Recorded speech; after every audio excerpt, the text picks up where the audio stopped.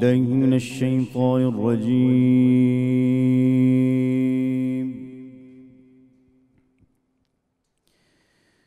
بسم الله الرحمن الرحيم.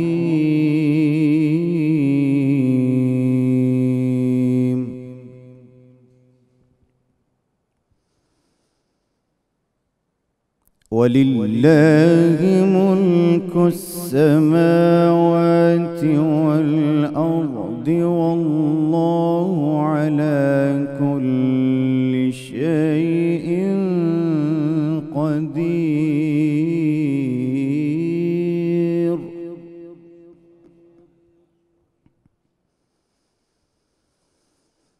إن في خلق السماوات والأرض واختلاف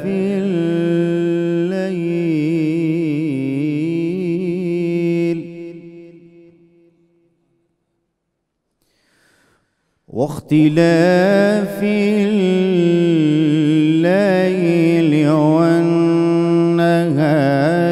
لآيات لأولي الألباب.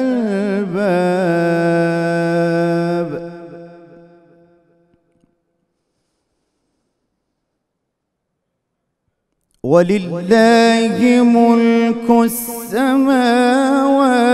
والأرض والله على كل شيء قدير.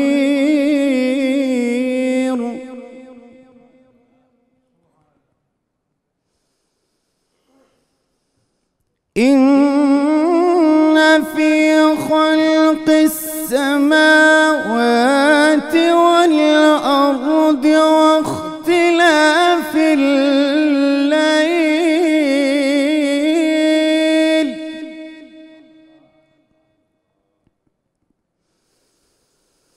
واختلاف الليل والنهار لآيات لأولي الألباب.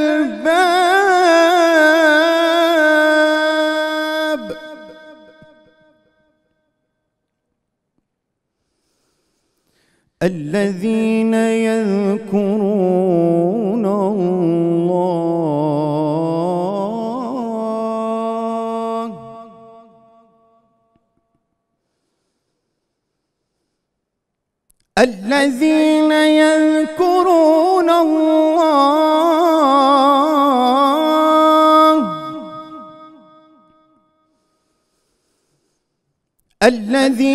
يذكرون الله قياما وقعودا وعلى جنوبهم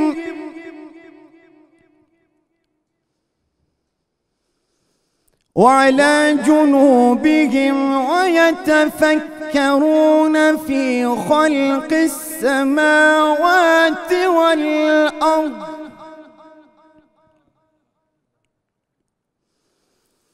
ربنا ما خلقت هذا باطلا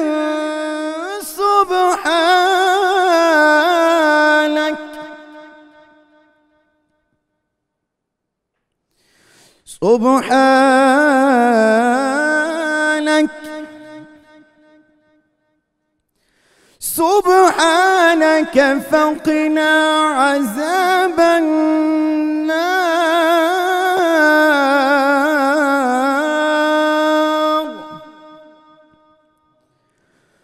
ربنا ما خلقت هذا باطلا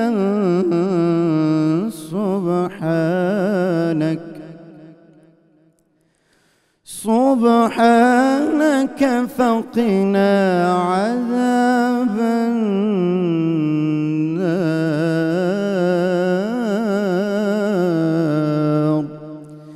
آمنت بالله صدق الله العظيم. ماشاءاللہ جی ماشاءاللہ. نوجوان قاری جناب قاری سید رضوان حیدر صاحب تلاوت کلام پاک سے ہمارے قلوب منور فرما رہے تھے۔ الحمدللہ رب العالمین والصلاة والسلام علی سید الانبیاء والمرسلین، اللہم صلی علی سیدنا و مولانا محمد وعلی آلہ واصحابہ وبارک وسلم وصلی علیہ۔ دنیا کے تمام دیکھنے والوں کو، تمام چاہنے والوں کو، تمام پیار کرنے والوں کو، اور جہاں جہاں تک اس وقت میری آواز کو سنا اور مجھے دیکھا جا رہا ہے، جنید اقبال کی جانب سے انتہائی محبت کے ساتھ السلام علیکم۔ ایک بار پھر ناظرین، آپ کو میں رحمت رمضان کی خصوصی براہ راست و شریعت میں افطار کے اس حسین سے موقع پہ دل کی عطا گہرائیوں سے خوش آمدید بھی کہتا ہوں اور مبارکباد بھی پیش کرتا ہوں اللہ کے بہت بڑے عظیم ترین احسان اور نعمت عظمیٰ پاکستان کی صورت میں جو ہمیں ملا۔ ہم یقیناً بے حد اس پہ شکر گزار بھی ہیں اپنے پروردگار کے، اور میری طرف سے دل کی عطا گہرائیوں سے آپ تمام پاکستانیوں کو بہت بہت مبارکباد۔ ہونا تو یہی چاہیے صاحب کہ 27 رمضان المبارک ہی کو بنیادی طور پہ ہمیں جشن آزادی منانا چاہیے، اللہ کے حضور سر و سجود ہونا چاہیے، اس کے آگے اپنے سجدوں کو طویل کرنا چاہیے، اس کا شکر ادا کرنا چاہیے کہ تو نے کتنی بڑی نعمت عظمیٰ ہمیں عطا کی جس کا ہم تصور بھی نہیں کر سکتے۔ لیکن صاحب کیا کریں، سمجھانے والے نہ سمجھا سکے، پالیسیز بنانے والے نہ پالیسیز بنا سکے، اور عمل کرنے والے نہ اس پر عمل کر سکے۔ آج کچھ باتیں تھوڑی سی مختلف میں صرف ریکارڈ کی درستگی کے لیے کرنا چاہتا ہوں۔ دل تو بہت چاہ رہا تھا کہ آج میں ذرا بات کروں ان قربانیوں کے اوپر، جو قربانیاں ہمارے فور فادرز نے، ہمارے بزرگوں نے دیں۔ پاکستان ایسے نہیں ملا ہے ہم کو، واللہ ایسے نہیں ملا ہے، بالکل ایسے نہیں ملا ہے صاحب۔ پاکستان بہت مشکلوں کے بعد، بڑی تقاضوں کے بعد، بہت جد و جہد مسلسل کے بعد ملا، بڑی قربانیوں کے بعد ملا ہے صاحب۔ لیکن صرف ریکارڈ کی درستگی کے لیے میں چاہتا ہوں کچھ باتیں عرض کروں، کیونکہ اب ڈیبیٹس جو ہیں کچھ اور سمت اختیار کر گئی ہیں، اور بہت ضروری ہے کلیئرٹی آنا کہ ایکچول پاکستان ہے کیا، اس کی اساس کیا ہے، اس کی نظریاتی اساس کیا ہے، اس کی جو نظریاتی سرحدیں بیسکلی وہ کہاں تک پھیلی ہوئی ہیں۔ 6 دسمبر ناظرین 1943 کراچی میں آل انڈیا مسلم لیگ کے 31ویں اجلاس ہے۔ قائد اعظم رحمۃ اللہ علیہ کی کڑکدار آواز گونجتی ہے کہ وہ کون سا رشتہ جس سے منسلک ہونے سے تمام مسلمان جسد واحد کی طرح ہیں، وہ کون سی چٹان ہے جس پر اس ملت کی عمارت استوار کی گئی ہے، وہ کون سا لنگر ہے جس سے امت کی کشتی محفوظ کر دی گئی ہے۔ پھر خود فرمایا وہ رشتہ، وہ چٹان، وہ لنگر اللہ کی کتاب قرآن کریم ہے۔ مجھے امید ہے کہ جوں ہم آگے بڑھتے جائیں گے، قرآن مجید کی برکت سے زیادہ اتحاد پیدا ہوتا رہے گا۔ نتیجہ یہ نکلا ناظرین کہ ہر تعصب کو زمین بوس کر کے اسلام کے پرچم تلے ہو کر ہم ایک قائد کی قیادت میں ایک ہو گئے، جنہوں نے لنکنزن میں صرف اس لیے داخلہ لیا، توجہ رہے صاحب، صرف اس لیے داخلہ لیا کہ اس کے مرکزی دروازے پر دنیا کے بہترین قانون دانوں کی اس فہرست میں سب سے اوپر مقنن اعظم حضرت محمد مصطفیٰ صلی اللہ علیہ وآلہ وسلم کا نام نامی درج تھا۔ یہ ہے بیسکلی ناظرین عشق مصطفیٰ صلی اللہ علیہ وآلہ وسلم، اور یہ ہے نبی کریم صلی اللہ علیہ وآلہ وسلم کی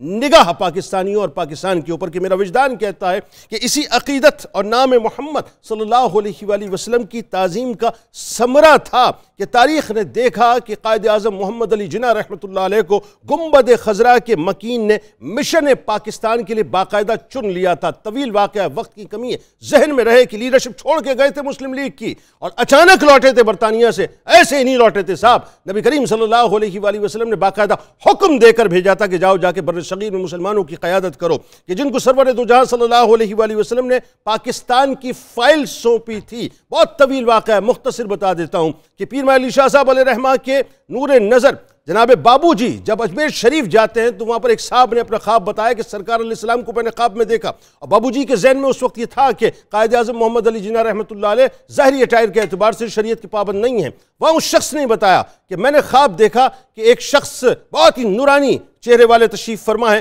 جیسے ہی میں دیکھتا ہوں تو پتہ چلتا ہے نبی کریم صلی اللہ علیہ وسلم نے ٹیبل پہ ایک فائل رکھی ہے، سامنے سوٹ بوٹ میں ایک شخص داخل ہوتا ہے، نبی کریم صلی اللہ علیہ وسلم کو سلام عرض کرتا ہے، سرکار اس کو فائل تھما کے کہتے ہیں کہ مسٹر جناح آپ کو پاکستان کی قیادت سونپی جاتی ہے، جائیے پاکستان بنانے کا کام کیجئے۔ ناظرین، جن کو سرور دو جہاں صلی اللہ علیہ وآلہ وسلم نے باقاعدہ منتخب فرما کر برطانیہ سے بر صغیر کے مسلمانوں کی قیادت کے لیے بھیجا، جنہوں نے اس سوال پر کہ پاکستان کا طرز حکومت کیا ہوگا، آج سیکولرز بات کرتے ہیں، سن لیجئے، یہ میرے آپ کے قائد نے فرما دیا اور کھل کے فرما دیا کہ پاکستان کے طرز حکومت کا تعین کرنے والا میں کون ہوتا ہوں۔ مسلمانوں کا طرز حکومت آج سے 1300 سال قبل قرآن مجید میں ہماری رہنمائی کے لیے موجود ہے اور قیامت تک موجود رہے گا، اور اسی لیے پردہ فرمانے سے پہلے میرے آپ کے قائد نے اپنے ڈاکٹر کو جو جملہ فرمایا تھا وہ رہتی دنیا تک پاکستان کی وجود کی اصل کا پتہ دیتا رہے گا کہ پاکستان ہرگز وجود میں نہ آتا۔ یہ قائد اعظم محمد علی جناح رحمۃ اللہ علیہ کے جملے ہیں کہ پاکستان ہرگز وجود میں نہ آتا، اس میں اگر نبی کریم صلی اللہ علیہ وآلہ وسلم کا فیضان شامل نہ ہوتا۔ ناظرین کرام، یہ محض اتفاق نہیں بلکہ قدرت کا ایک مربوط پلان تھا کہ پاکستان کو مدینہ منورہ کے بعد مدینۃ الثانی بننا تھا۔ یہ بھی قدرت کی بنت تھی کہ جمعے کا دن رکھا گیا، یہ بھی قدرت کی بنت تھی کہ 27 رمضان المبارک کو چنا گیا۔ اب ہم بد نصیب بدقسمت ہوں، نااہل ہوں تو الگ بات ہے صاحب، لیکن اللہ تبارک و تعالیٰ نے تو بنی اسرائیلیوں کے لیے یہ انتظام کر دیا تھا کہ وہ میدان تیہ میں چلے جائیں، ان کے لیے انتظام کر دیا تھا کہ قوم عمالقہ سے انہوں نے لڑنا ہے۔ اب وہ بدقسمت تھے کہ اللہ کے حکم کے اوپر عمل نہ کر سکے، تو اللہ تبارک و تعالیٰ نے میدان تیہ میں 40 برس تک ان کو بھٹکا کے رکھا۔ صورتحال آج ہماری بھی یہی ہو چکی ہے کہ ہم بھٹکتے چلے جا رہے ہیں، لیکن اللہ نے نعمت تو دے دی ہے صاحب، یعنی یہ اللہ کی بنت ہے صاحب، کہ یہ قدرت کی بنت ہے کہ پاکستان کے نقشے کو نام محمد صلی اللہ علیہ وآلہ وسلم سے فیضیاب کیا گیا۔ دیکھ لیجئے نقشہ، ایسا لگتا ہے کہ نام محمد صلی اللہ علیہ وآلہ وسلم لکھا ہوا ہے۔ یہ بھی قدرت کی بنت ہے کہ UN کی جانب سے پاکستان کا ڈائلنگ کوڈ 092 ہے۔ کہاں جانتے تھے صاحب یہ UN والے کہ نام محمد کا عدد 092 بنتا ہے؟ یہ قدرت کی بنت تھی کہ ان کی زبانوں سے یہ کہلوایا اور ان کی ذریعے سے یہ ہمیں ڈائلنگ کوڈ اس لیے دیا گیا تاکہ دنیا میں کوئی بھی پاکستان سے اگر رابطہ کرے گا تو نام محمد صلی اللہ علیہ وآلہ وسلم کے وسیلے سے کرے گا۔ لہذا تاریخ کے کرتاس پہ وہ منظرنامہ ناظرین کیا ہوگا جب اکھنڈ بھارت کا خواب مکمل طور پہ چکرچور ہو گیا، جب نتائج سے بے خوف ہو کر اپنی زندگی کو آزادی کے سپرد کرنے والے آذان حق کے پرستار قائد اعظم محمد علی جناح رحمۃ اللہ علیہ کی آواز پر لبیک کہتے ہوئے آگے بڑھتے رہے کہ لے کے رہیں گے پاکستان، بن کے رہے گا پاکستان، ہندوستان بٹ کے رہے گا۔ اور ذہن میں رکھیے گا نعرہ کس طرح سے لگتا تھا کہ پاکستان کا مطلب کیا؟ لا الہ الا اللہ۔ ذہن میں رہے اگر پاکستان کا مطلب کیا لا الہ الا اللہ تو پاکستان کا مقصد کیا؟ محمد رسول اللہ صلی اللہ علیہ وآلہ وسلم۔ یعنی لبوں پہ جو ترانے تھے وہ پاکستان کے ترانے تھے صاحب، پاکستان زندہ باد کے ترانے تھے۔ مسلمانان بر صغیر نے جس انداز سے قربانیاں پیش کی ہیں، جس انداز سے اپنے کٹے ہوئے سروں کے نذرانے پیش کیے ہیں، جس انداز سے اپنے جسم کے اعضاء کاٹ کاٹ کر یہ بتلایا ہے کہ تاریخ کے اندر ہمارا لہو ہمیشہ گواہ رہے گا کہ پاکستان کی عمارت کی بنیادوں میں ہماری نسلوں کا خون شامل ہے، اور وہ نسلوں کا خون اس لیے شامل ہے کہ پاکستان کو ہم نے اللہ اور اس کے رسول صلی اللہ علیہ وآلہ وسلم کی بنیادی طور پہ قوانین کے تابع چلنے کے لیے بنایا تھا۔ آج لبرلز کتنی ہی بات کریں، سیکولرز کتنی ہی بات کریں کہ پاکستان جو ہے وہ اسلامی پاکستان نہیں ہے، ذہن میں رکھیے گا پاکستان بنا ہی صرف محمد مصطفیٰ صلی اللہ علیہ وآلہ وسلم کی دین کی ترویج کے لیے ہے، اسلام کا قلعہ بننے کے لیے ہے، اسلام کی بات کرنے کے لیے، اسلام کا پیغام پہنچانے کے لیے۔ آخری جملے ادا کر رہا ہوں کہ قائد اعظم محمد علی جناح رحمۃ اللہ علیہ 14 فروری 1948 کو شاہی دربار سبی میں خطاب کرتے ہوئے فرماتے ہیں کہ میرا ایمان ہے، یہ میں نہیں کہہ رہا، قائد اعظم نے فرمایا، فرماتے ہیں میرا ایمان ہے کہ ہماری نجات اس اسوہ حسنہ میں چلنے پر ہے جو ہمیں قانون عطا کرنے والے پیغمبر اسلام صلی اللہ علیہ وآلہ وسلم نے ہمارے لیے بنایا ہے۔ ہمیں چاہیے کہ ہم اپنی جمہوریت کی بنیادیں صحیح معنوں میں اسلامی تصورات اور اس کے اصولوں پر رکھیں۔ اب مجھے ذرا بتا دیجئے صاحب، کیا یہ تمام کوٹیشنز جو میں نے پیش کی ہیں قائد اعظم کی نہیں ہیں؟ کیا یہ فرامین قائد اعظم کی نہیں ہیں؟ کیا یہ تمام فرمودات قائد اعظم کی نہیں ہیں؟ کیا یہ آئیڈیالوجیز قائد اعظم کی نہیں ہیں؟ اگر ہیں تو ذہن میں رکھیے یہ سیکولرزم جو ہے اس کا کوئی تصور پاکستان میں نہیں ہے، صرف ایک تصور ہے، وہ مدینہ منورہ ہے، یہ مدینۃ الثانی ہے، وہ بھی اللہ اور اس کے رسول صلی اللہ علیہ وآلہ وسلم نے قائم کیا، اور یہ بھی اللہ اور اس کے رسول صلی اللہ علیہ وآلہ وسلم ہی کی کاموں کے لیے اور اس کے دین کی خدمت گزاری کے لیے قائم کیا گیا۔ آغاز کرتے ہیں۔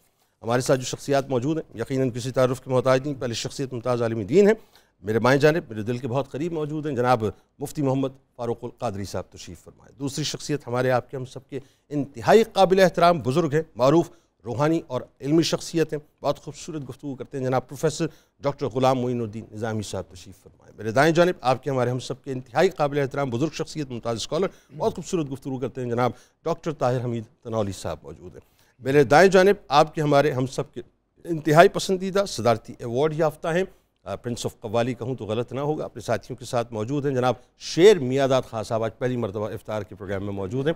اور میرے دائیں جانب بھی آپ جانتے ہیں کہ کچن کا ایک سیگمنٹ بڑا زبردست ہوتا ہے، منیرہ کرن صاحبہ پورے مہینے آپ کو زبردست کھانے بنا کے جو ہے وہ اپنا آپ کی ریسیپیز میں اضافے کرتی رہیں، آج بھی ہمارے ساتھ موجود ہیں۔ تمام آپ کو السلام علیکم، خوش آمدید اور جشن آزادی بہت بہت مبارک ہو۔ بلا توقف سب سے پہلے منیرہ صاحب آپ کی جی آج کی جو ریسیپیز ہیں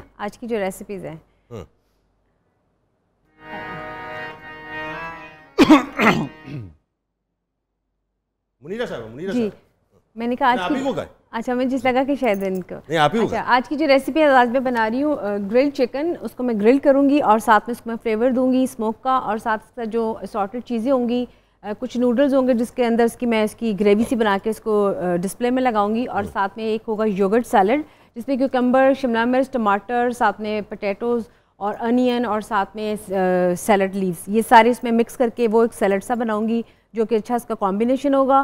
اور تھرڈ آج ہم بنانے جا رہے ہیں وہ بنانا ہے میں نے اسٹرابری کسٹرڈ، کیونکہ اسٹرابری کا سیزن ہے تو سیزن کی جب بھی کوئی چیز آئے تو اس کا ہوتا ہے کہ آپ اس کو کسی نہ کسی ریسیپی میں ضرور استعمال کریں۔ اور ساتھ ساتھ آج میں بناؤں گی آج بہت اچھی ایک ریسیپی ہے یوگرٹ کے ساتھ، وہ ہے جامع شیری کے ساتھ، جس میں دہی لوں گی، دہی میں نے ڈالا ہے اسٹرابریز اور ساتھ میں ڈالوں گی کرشی جامع شیری، کیونکہ لائٹ ریفریشنگ کرشی جامع شیری سب پیتے ہیں، اس کو ہلکا سا فلیور دیں گے۔ اور بچے جو خاص طور پہ جو نہیں دہی کھا پاتے ان کے لیے بہت اچھا ایک آلٹرنیٹ ہے کہ آپ اس میں اسٹرابریز کے ساتھ کرشی جامع شیری کے ساتھ اس کو بنا کے فریج میں رکھ دیں، چاہے آپ اس کو چل کر کے دیں، چاہے آپ اس کو تھوڑا سا ایز اٹ از دیں، تو یہ بہت اچھا ہے کہ آپ کی ریسیپی ہوگی۔ تو یہ آج کی میری ریسیپیز ہیں جو میں بناؤں گی، ساتھ ساتھ آپ کو بتاؤں گی۔ بالکل ٹھیک ہے، ساتھ ساتھ ہم آپ سے پوچھتے بھی رہیں گے، بالکل پوچھتے رہیں گے۔ آئیے آغاز کرتے ہیں جی مفتی صاحب۔ سب سے پہلے ظاہر ہے آج کا موضوع بڑا زبردست ہے، اور اس اعتبار سے کہ میرا بڑا فرم بلیو ہے اس بات پہ کہ ہمیں ایک تو 27 رمضان المبارک کو ہی جشن آزادی بنانا چاہیے۔ اچھا اب یہ جو آزادی بیسکلی ہے، یعنی آزادی کی جو اہمیت ہے، یہاں سے میرا خیال ہے آغاز کیجیے، آزادی کیا ہے؟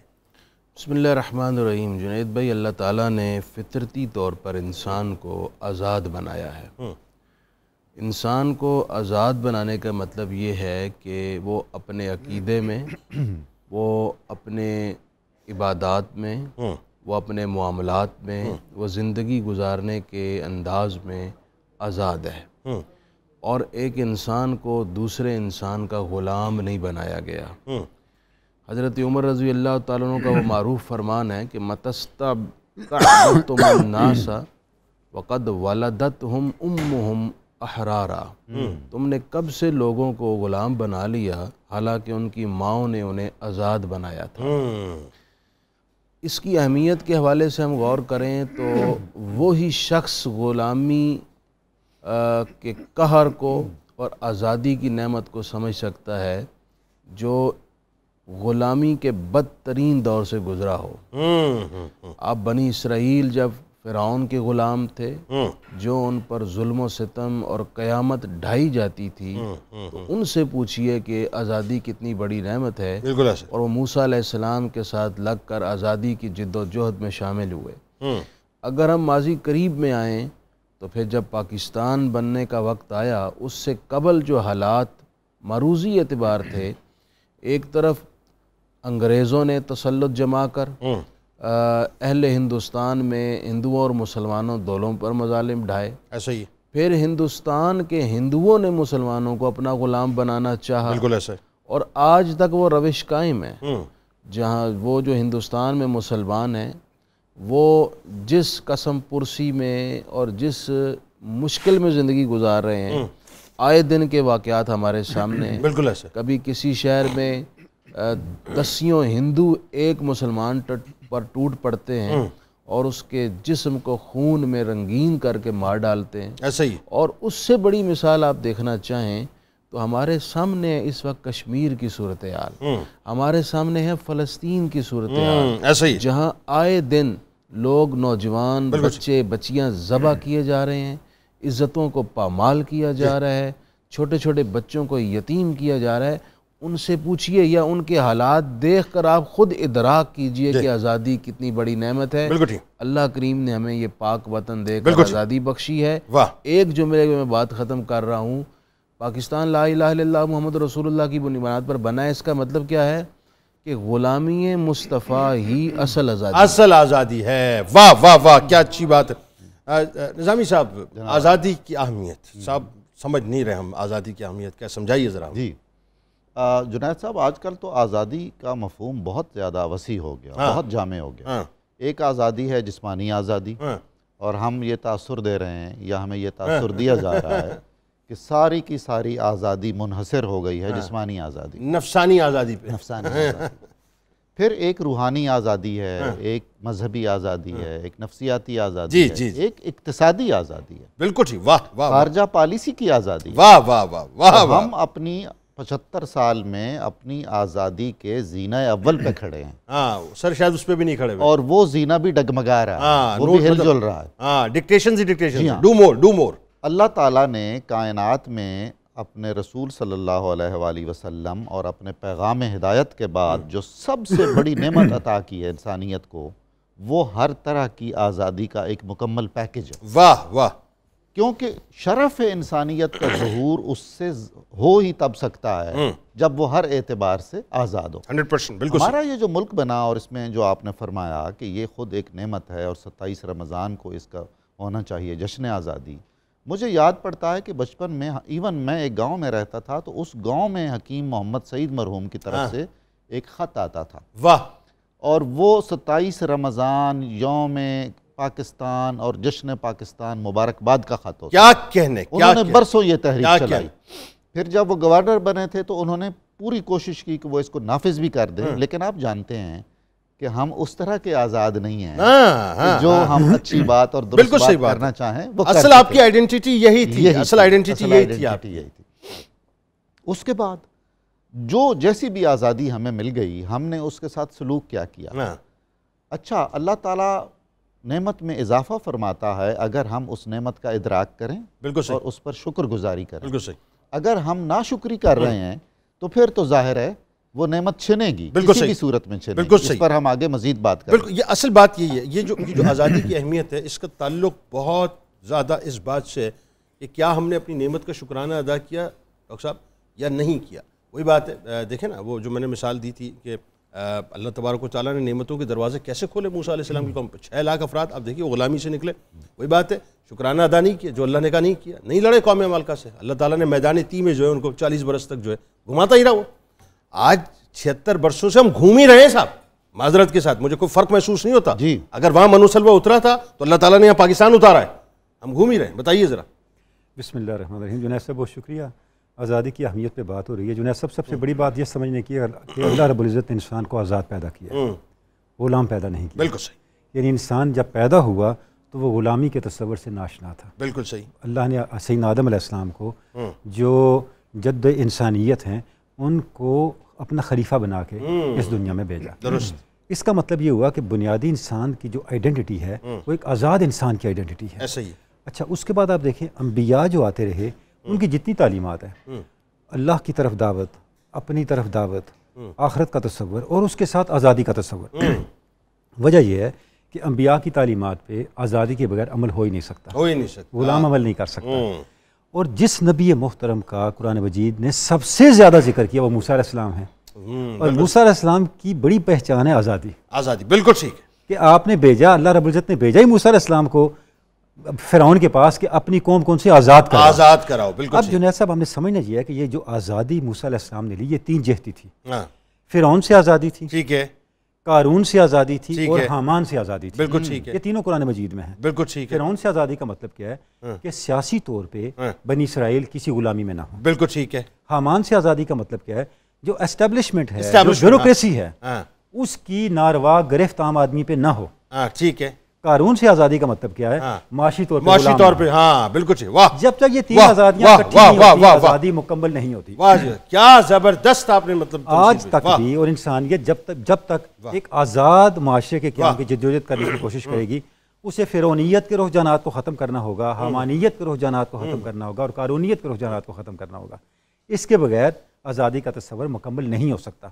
آج ہم پاکستان کے اندر بھی جنید صاحب اگر ہم دیکھیں تو جو بانیان پاکستان کا ویژن تھا وہ یہی تھا کہ یہاں پہ ایک ایسی سوسائٹی ہو جو اخوت کا مظہر ہو، جہاں ہیومن رائٹس سیکیور ہوں، جہاں لوگوں کو ان کے حقوق ملیں، جہاں سماجی عدل ہو، سماجی انصاف ہو، بالکل صحیح، عدل اجتماعی ہو، یہی اسلام کی اسپرٹ ہے، یہی مواخات ہے. بالکل. اور ریاست مدینہ کا آغاز ہی ایسی ہوا. آپ دیکھیں آپ صلی اللہ علیہ وسلم نے کیا کیا، سب سے پہلے کیا کیا، آپ نے کمیونٹی سینٹر اسٹیبلش کیا، مسجد نبوی بنائی، بالکل صحیح، معاشرتی آزادی، معاشرتی مساوات، بالکل صحیح. اس کے بعد آپ نے مواخات کی، معاشی مساوات، اس کے بعد میثاق مدینہ اور سیاسی مساوات. بالکل صحیح. تو یہ وہ سٹیپس ہیں جن کو آبزرو کر کے امپلیمنٹ کر کے ہم آزادی کو انشور کر سکتے ہیں. کمال تو یہ صاحب آپ یہ دیکھیے، نہ ہم مطلب وہی بات ہے سیاسی پنجوں سے آزاد ہوئے، نہ ہم انٹرنیشنل اسٹیبلشمنٹ کے پنجوں سے آزاد ہوئے، نہ ہم جو معاشی طور پہ بین الاقوامی جو اقتصادی قوت ہیں، یعنی اقتصادیات کو جنہوں نے اپنے پنجوں کے اندر جکڑ کے رکھا ہوا ہے، نہ ہم ان کے پنجوں سے آزاد ہوئے.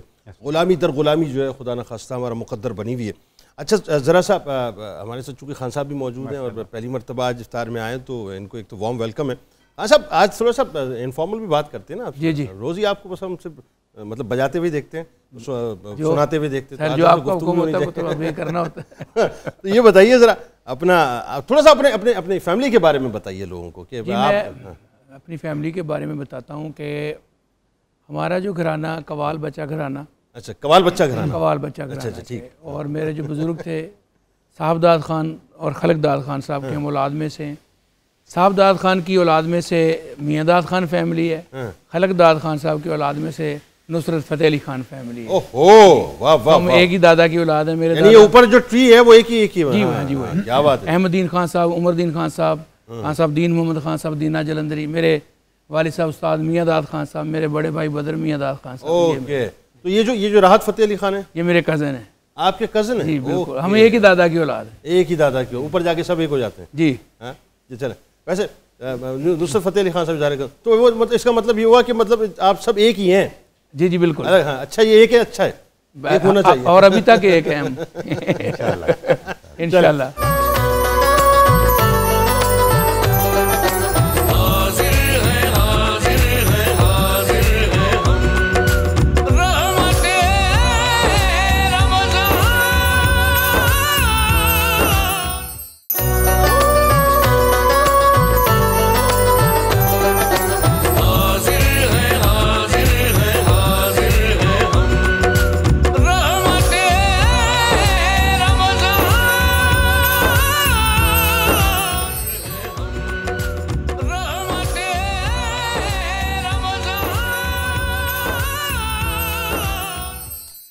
جناب ایک بار پھر میں آپ کو خوش آمدید کہتا ہوں. اور آج 27 رمضان المبارک ہے، انتہائی اہم ترین دن ہے صاحب. اللہ کا بہت بڑا انعام پاکستان کی صورت نازل ہے ملا. آئیے سلسلے کو ذرا وہیں سے جوڑتے ہیں. آزاد وطن کتنا بڑا انعام ہے اللہ کا. یعنی اگر ہم کمپیریٹیولی دیکھیں جو اس وقت ہندوستان میں ہو رہا ہے، اور ظاہر ہے وہ آج بھی مسلمان سوچتے ہوں گے اور یقیناً سوچتے ہوں گے کہ ہماری مساجد بند کی جاتی ہیں، ہم پر تشدد کیا جاتا ہے، اذانوں پر پابندی لگائی جاتی ہے. یہ جو آج ہم پاکستان میں بیٹھے ہیں صاحب، اس آزادی کے تصور کو، اس پاکستان کو کیسے دیکھ رہے ہیں؟ جی جنید بھائی، یہ تو میں سمجھتا ہوں کہ ادنا شعور رکھنے والا شخص بھی ہندوستان کے حالات کو جاننے والا بخوبی اندازہ لگا سکتا ہے کہ پاکستان میں ہم آزاد رہتے ہوئے بہت سکون سے زندگی گزار رہے ہیں. نہ ہمیں یہ پرابلم ہوتی ہے کہ ابھی تھوڑی دیر بعد کوئی ہماری مسجد میں لوگ ڈنڈے لے کر گھس آئیں گے یا بندوقیں لے کر آ جائیں گے اور گولیوں سے لوگوں کو مار ڈالیں گے. بالکل ایسے. نہ ہماری یہ فیلنگز ہیں یہاں پر کہ کوئی آئے گا اور ابھی ہمیں گلی میں جاتے ہوئے کوئی پکڑ لے گا اور ہمیں مار ڈالے گا. اس طرح کے حالات یہاں نہیں ہیں. بالکل. وہاں کے مسلمانوں پر زندگی بہت مشکل ہوئی پڑی ہے. اور میں جیسے پہلے بھی عرض کیا ہے، اس وقت دنیا کی سب سے بڑی جیل کشمیر بنا دی گئی. بالکل ایسا ہے. وہاں کشمیری کی زندگی اور اس کو جو اپنے آزادی کے ساتھ رہنے کے جو رائٹس ملنے چاہیے وہ نہیں دیے گئے. بالکل ایسا ہے. فلسطین آپ کے سامنے ہے، عراق آپ کے سامنے ہے، افغانستان جو 22 سال ایک انتہائی دقت سے سروائیو کرتے رہے ہیں وہ آپ کے سامنے ہے. تو اس سارے تقابل کو اگر ہم غور کریں اور پھر ہم اپنے لائف سٹائل کو دیکھیں تو الحمدللہ ہمیں شب قدر کو ملنے والے اس عظیم تر اعزاز پر اللہ کے حضور سر بسجود ہونا چاہیے. واہ. لیکن یہاں پر ایک بات بڑی امپورٹنٹ ہے. وہ کیا؟ وہ جنید بھائی یہ ہے کہ قرآن کی روشنی میں ہم دیکھیں تو جو نعمت آپ اللہ تعالیٰ سے فرمائش کر کے حاصل کرتے ہیں، اس سے درخواست کر کے لیتے ہیں، جب اس کی ناشکری کی جب اس کی جائے بے خنی کرتے ہیں، تو پھر اللہ رب العزت کی طرف سے بہت بڑی بڑی آزمائشیں اور مصیبتیں آتی ہیں۔ اور اس کی مثال آپ نے بنی اسرائیل کی دی کہ بنی اسرائیل روتے تھے، شب و روز دعائیں کرتے تھے کہ یا اللہ کوئی مسیحا بھیج جو ہمیں فرعون کی غلامی سے نکال کر آزادی دے۔ مل گئی آزادی، لیکن جب موسیٰ علیہ السلام نے فرمایا کہ یہ ٹریک ہے، یہ تورات کے احکام ہے، یہ اللہ نے فرمایا اس پر چلنا ہے، وہ نہیں چلے، قوم عمالقہ کے سامنے سے پیٹھ دکھا کر بھاگ گئے۔ تو رب العزت نے پھر پوری قوم پر اجتماعی آزمائشیں ڈالیں، 40 سال تک میدان تی میں بھٹکتے رہے، اور وہاں پر کتنے لوگوں کی اموات ہو گئیں اور اگلی نسلیں پیدا ہو گئیں۔ اس وقت پاکستان کو بھی جب ہم نے درخواست کر کے ہمارے بزرگوں نے اپنا خون دے کر 20 لاکھ جانیں دی گئیں، یہ ملک یہ نعمت یہ حاصل کی ہے، اب جب فرمائش کی، درخواست کی اور یہ نعمت حاصل کی تو ہم پر واجب تھا کہ جس نام پر، جس کلمے کی بنیاد پر یہ ملک حاصل کیا ہے، لا الہ الا اللہ محمد رسول اللہ کی بنیاد پر حاصل کیا ہے، تو ہم غلامی مصطفیٰ میں رہتے ہوئے اللہ اور اس کے رسول کی حدود و قیود کے مطابق زندگی گزارتے ہیں۔ کیا اچھی بات کر رہے ہیں۔ یہاں پر ہم نے یہ سمجھ لیا، جیسے ایک آغاز میں ڈاکٹر صاحب نے بات کی تھی کہ شاید اب ہم جسمانی طور پر بھی آزاد ہیں، مادر پدر آزاد ہے، رویوں میں آزاد ہیں، اپنے منہ سے بولنے میں آزاد ہیں، جس کا جو چیز جہاں جس کے بارے میں چاہ کہہ دیا۔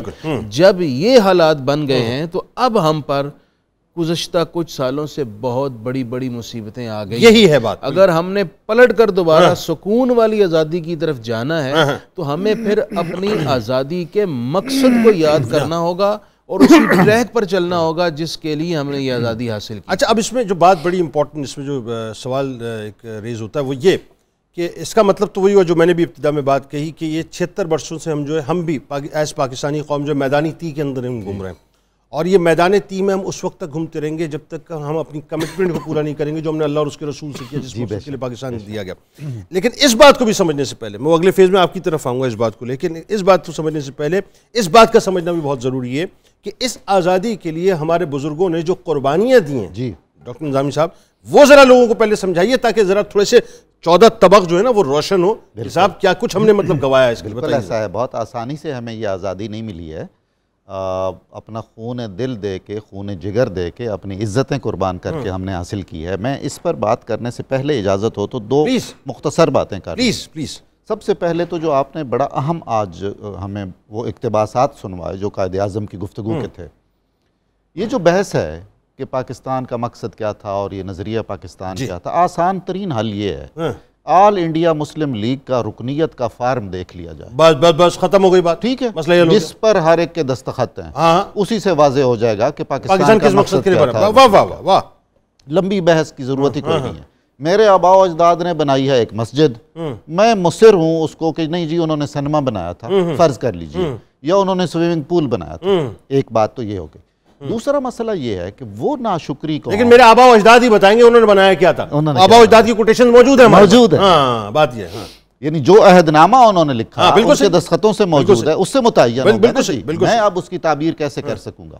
دوسرا مسئلہ، جس قوم کو اللہ تعالیٰ نے نوازا تھا بقول تنولی صاحب کے، فرعونیت سے آزادی دلوائی تھی، حامانیت سے آزادی دلوائی تھی اور قارونیت سے آزادی دلوائی، بالکل صحیح، اس نے آزاد ہو کر باقی ساری اقوام کے لیے وہ فرعون بھی بن گئی، وہ قوم بالکل صحیح، حامان بھی بن گئی اور اس کے ساتھ قارون بھی بن گئی، بالکل صحیح، اور اپنے شکنجے سے وہ نکلنے نہیں دے رہے۔ بالکل صحیح۔ ہم جس تناظر میں پاکستان بنا ہے آج، ہماری نئی نسلیں اس کا تصور نہیں کر سکتی ہیں، بالکل ایسا کہ کس قدر ذلت اور رسوائی تھی اور قدم قدم پر حق تلفی ہو رہی تھی۔ اب جوان بیٹیاں اپنی عزت و آبرو بچانے کے لیے اگر کنویں میں کود رہی ہیں یا ان کو ان کے اہل خانہ خود ہی قتل کر رہے ہیں، یہ ہجرتوں کا منظرنامہ ہے، ہجرتوں کا منظرنامہ آپ بتا رہے ہیں، اور اس کے بعد آپ یعنی آپ میں ایک صلاحیت ہے اور آپ ایک اہل ہیں ایک سرکاری ملازمت حاصل کرنے کے لیے، وہاں آپ کو منہ نہیں لگایا جا رہا، جی اور آپ سے کم تر درجے کے ایک آدمی کو وہ ملازمت مل رہی ہے۔ آئی ایم سوری ٹو سے کہ اگر یہ آج اس پاکستان میں کیا یہی سارا کچھ نہیں ہو رہا؟ بالکل، پھر ہم نے کس کے لیے آزادی حاصل کی؟ بالکل ایسا، بالکل ایسا، بالکل الٹ دیا، بالکل ایسا۔ گھر دنیا کی تاریخ انسانی کی سب سے بڑی ہجرت اور سب سے المناک ہجرت ہوئی ہے 1947 میں. ایسا ہی ہے, بٹ گئے خاندان کے خاندان. ایسا ہی. ہم کیا سمجھتے ہیں کہ روح پر لگنے والے زخم اتنا جلدی مندمل ہو جاتے ہیں؟ نہ سوال ہی نہیں ہے, سوال ہی نہیں. یعنی جب آپ زخموں کا بیوپار شروع کر دیتے ہیں اور زخم اپنے بیچ دیتے ہیں, اپنی تاریخ بیچ دیتے ہیں, کچھ بھی نہیں رہتا. اس کے بعد آپ کہاں کھڑے رہیں گے؟ سر میں آپ کو ایک چھوٹی سی مثال دوں تنولی صاحب, بلکہ اس کو سوال ہی کی صورت لے لیتے ہیں اور اس کنیکٹیویٹی میں بات کر لیتے ہیں. میں اگر صرف, یہ تو لمبی چوڑی داستانیں ہیں صاحب, 20 لاکھ سے اوپر جانے, صرف جالندھر کی مثال لے لیجئے نا. پہلی جب نماز عید ہوئی ہے تو پہلی نماز عید کے اوپر جو ہے مفتی صاحب باقاعدہ جو مطلب کہتے ہوئے اب میری روح کانپ رہی ہے کہ وہ جس طرح متعصب اور انتہا پسند ہندوؤں نے اور سکھوں نے حملہ کیا ہے نمازیوں کے اوپر, ان کو سجدے کی حالت کے اندر جو ہے معاذ اللہ شہید کیا ہے اور رکے نہیں وہاں پہ.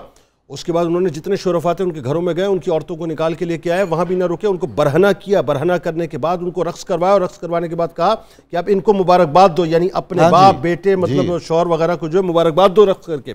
تو اس حد تک تو ظلم ہوا ہے صاحب. سوال یہ ہے کہ یہ جو ایکچولی اللہ تعالیٰ نے ہمیں ملک دیا ہے, اسی کنیکٹیویٹی میں ذرا بتائیے صاحب یہ کتنا بڑا انعام ہے, ہم تو ڈیویٹ کر کے بیٹھے ہوئے ہیں.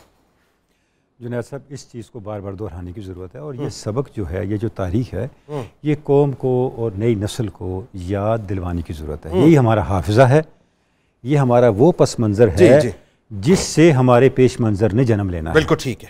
اگر ہمارا پس منظر ہمارے ہاتھوں سے چلا گیا, ہم نے کھو دیا, تو ہمارا کوئی مستقبل نہیں ہوگا. پاکستان جس طرح بنا جنید صاحب, قربانیاں تھیں, اللہ کی تائید تھی. اگر اللہ کی تائید نہ ہوتی, ہمارے بانیان پاکستان اس دور کی لیڈرشپ کا اخلاص نہ ہوتا, ان کا کریکٹر نہ ہوتا, ان کا کردار نہ ہوتا, ان کی کمٹمنٹ نہ ہوتی, اور اللہ کی تائید و نصرت نہ ہوتی, تو کبھی بھی یہ معجزہ نہ ہوتا. میں ایک مثال آپ کو دوں گا. جس وقت 1940 میں آل انڈیا مسلم لیگ نے الیکشن جیت لیا, اب فیصلہ نہیں ہو رہا تھا کہ پاکستان کا مطالبہ مانا جائے یا نہ مانا جائے. کانگریس تو مان ہی نہیں رہی تھی. نتیجہ یہ نکلا کہ کیبنٹ مشن پلان آیا. برطانیہ نے کیسا, انہوں نے ایک ڈیلیگیشن بھیجا, 3 منسٹر اس کے اندر تھے, انہوں نے مذاکرات کیے کانگریس سے بھی اور مسلم لیگ سے بھی. جب دونوں کے درمیان کوئی کمپرومائز نہیں ہوا تو انہوں نے درمیانہ راستہ نکالا اور کیبنٹ مشن پلان دیا. ٹھیک ہے. پلان یہ تھا, میں خلاصہ بتاتا ہوں, کہ پورے ہندوستان کو 3 گروپوں میں تقسیم کیا جائے گا. ٹھیک ہے. وہی 3 گروپ جو آج 3 ملک ہیں, انڈیا, پاکستان, بنگلہ دیش, یہ گروپ تھے. بالکل صحیح. اور ان کو اختیارات دے دیے جائیں گے. مرکزی حکومت کے پاس دفاع, فارن افیئرز اور چند اختیارات ہوں گے. ان میں سے کوئی گروپ اگر چاہے تو 10 سال کے بعد الگ بھی ہو جائے. ٹھیک ہے. اچھا, اب قائد اعظم نے دیکھا کہ اس میں پاکستان کا ایک فیوچر ہے. انہوں نے 16 اکتوبر 1946 کو اسے قبول کر لیا. اب ہوا کیا, یہ آئیڈیا ابوالکلام آزاد کا تھا. ابوالکلام آزاد ہندوستان کی تاریخ کے سب سے طویل المدت کانگریس کے صدر ہیں. اچھا, مجھے ذرا یہاں موقع دیجیے گا, مجھے ذرا ایک مختصر سے وقفے پہ جانا ہے, لیکن یہیں سے بات ہم جاری کریں گے. اور یہ جو آپ فرما رہے ہیں نا, یہی انہی باتوں کو ذرا سمجھنا آج بہت ضروری ہے. لیکن اگر مجھے تھوڑا سا اجازت دے دیں تو میں کچن میں بھی چلا جاؤں, ہے نا, تاکہ تھوڑی سی انرجی آ جائے. اب آپ سمجھے بات کو نا, مجبوری ہے. جی بتائیے کہاں تک پہنچے. جی, جو تھا اسٹیم روسٹ, اس کو میں نے کر دی ہے, گرل کی ہے پہلے اسموک کے ساتھ, اور اس کو گریوی بنا کے اس کو میں نے دم پہ رکھ دی ہے. یہاں پہ میں نے جو بتایا تھا آپ کو کرشی جامع شیری کی میں نے ایک ریسیپی بنائی تھی یوگرٹ کے ساتھ, اس کو میں نے بلینڈ کر دی ہے. بلینڈ کرنے کے ساتھ اس پہ میں نے ایڈ کر دوں کرشی جامع شیری, جو کہ 100% خالی ارکیات سے بنتا ہے, سندر اور گلاب کی خوشبو کے ساتھ. بچوں کو آپ اس میں بنا کر دیں افطاری میں تو بہت زبردست بنے گا. ساتھ اس میں ہم ڈالیں گے اسٹرابری کے فروٹ اور چنکس اس میں ڈالیں, اور ساتھ میں نے ایڈ کیا اس میں ایک دفعہ سے ٹاپنگ کے لیے کرشی جامع شیری. درست درست درست, ٹھیک ہو گیا. ناظرین, ایک مختصر سا وقفہ لیتے, کہیں آپ نے جانا نہیں ہے, لوٹ کے واپس آئیں گے, سلسلے کو یہیں سے جوڑتے ہیں. اور میں آپ کو ایک انتہائی خطرناک قسم کا منصوبہ بتاؤں گا جو اسرائیل نے باقاعدہ پلان, ویسے تو ظاہر ہے وہ یوں کہیے کہ اوپن سیکریٹ ہے, لیکن وہ ایسا سیکریٹ ہے صاحب کہ بہت سے لوگوں کو پتہ ہی نہیں ہے. میرے ساتھ جڑے رہیے گا, یہ پاکستان کے حوالے سے.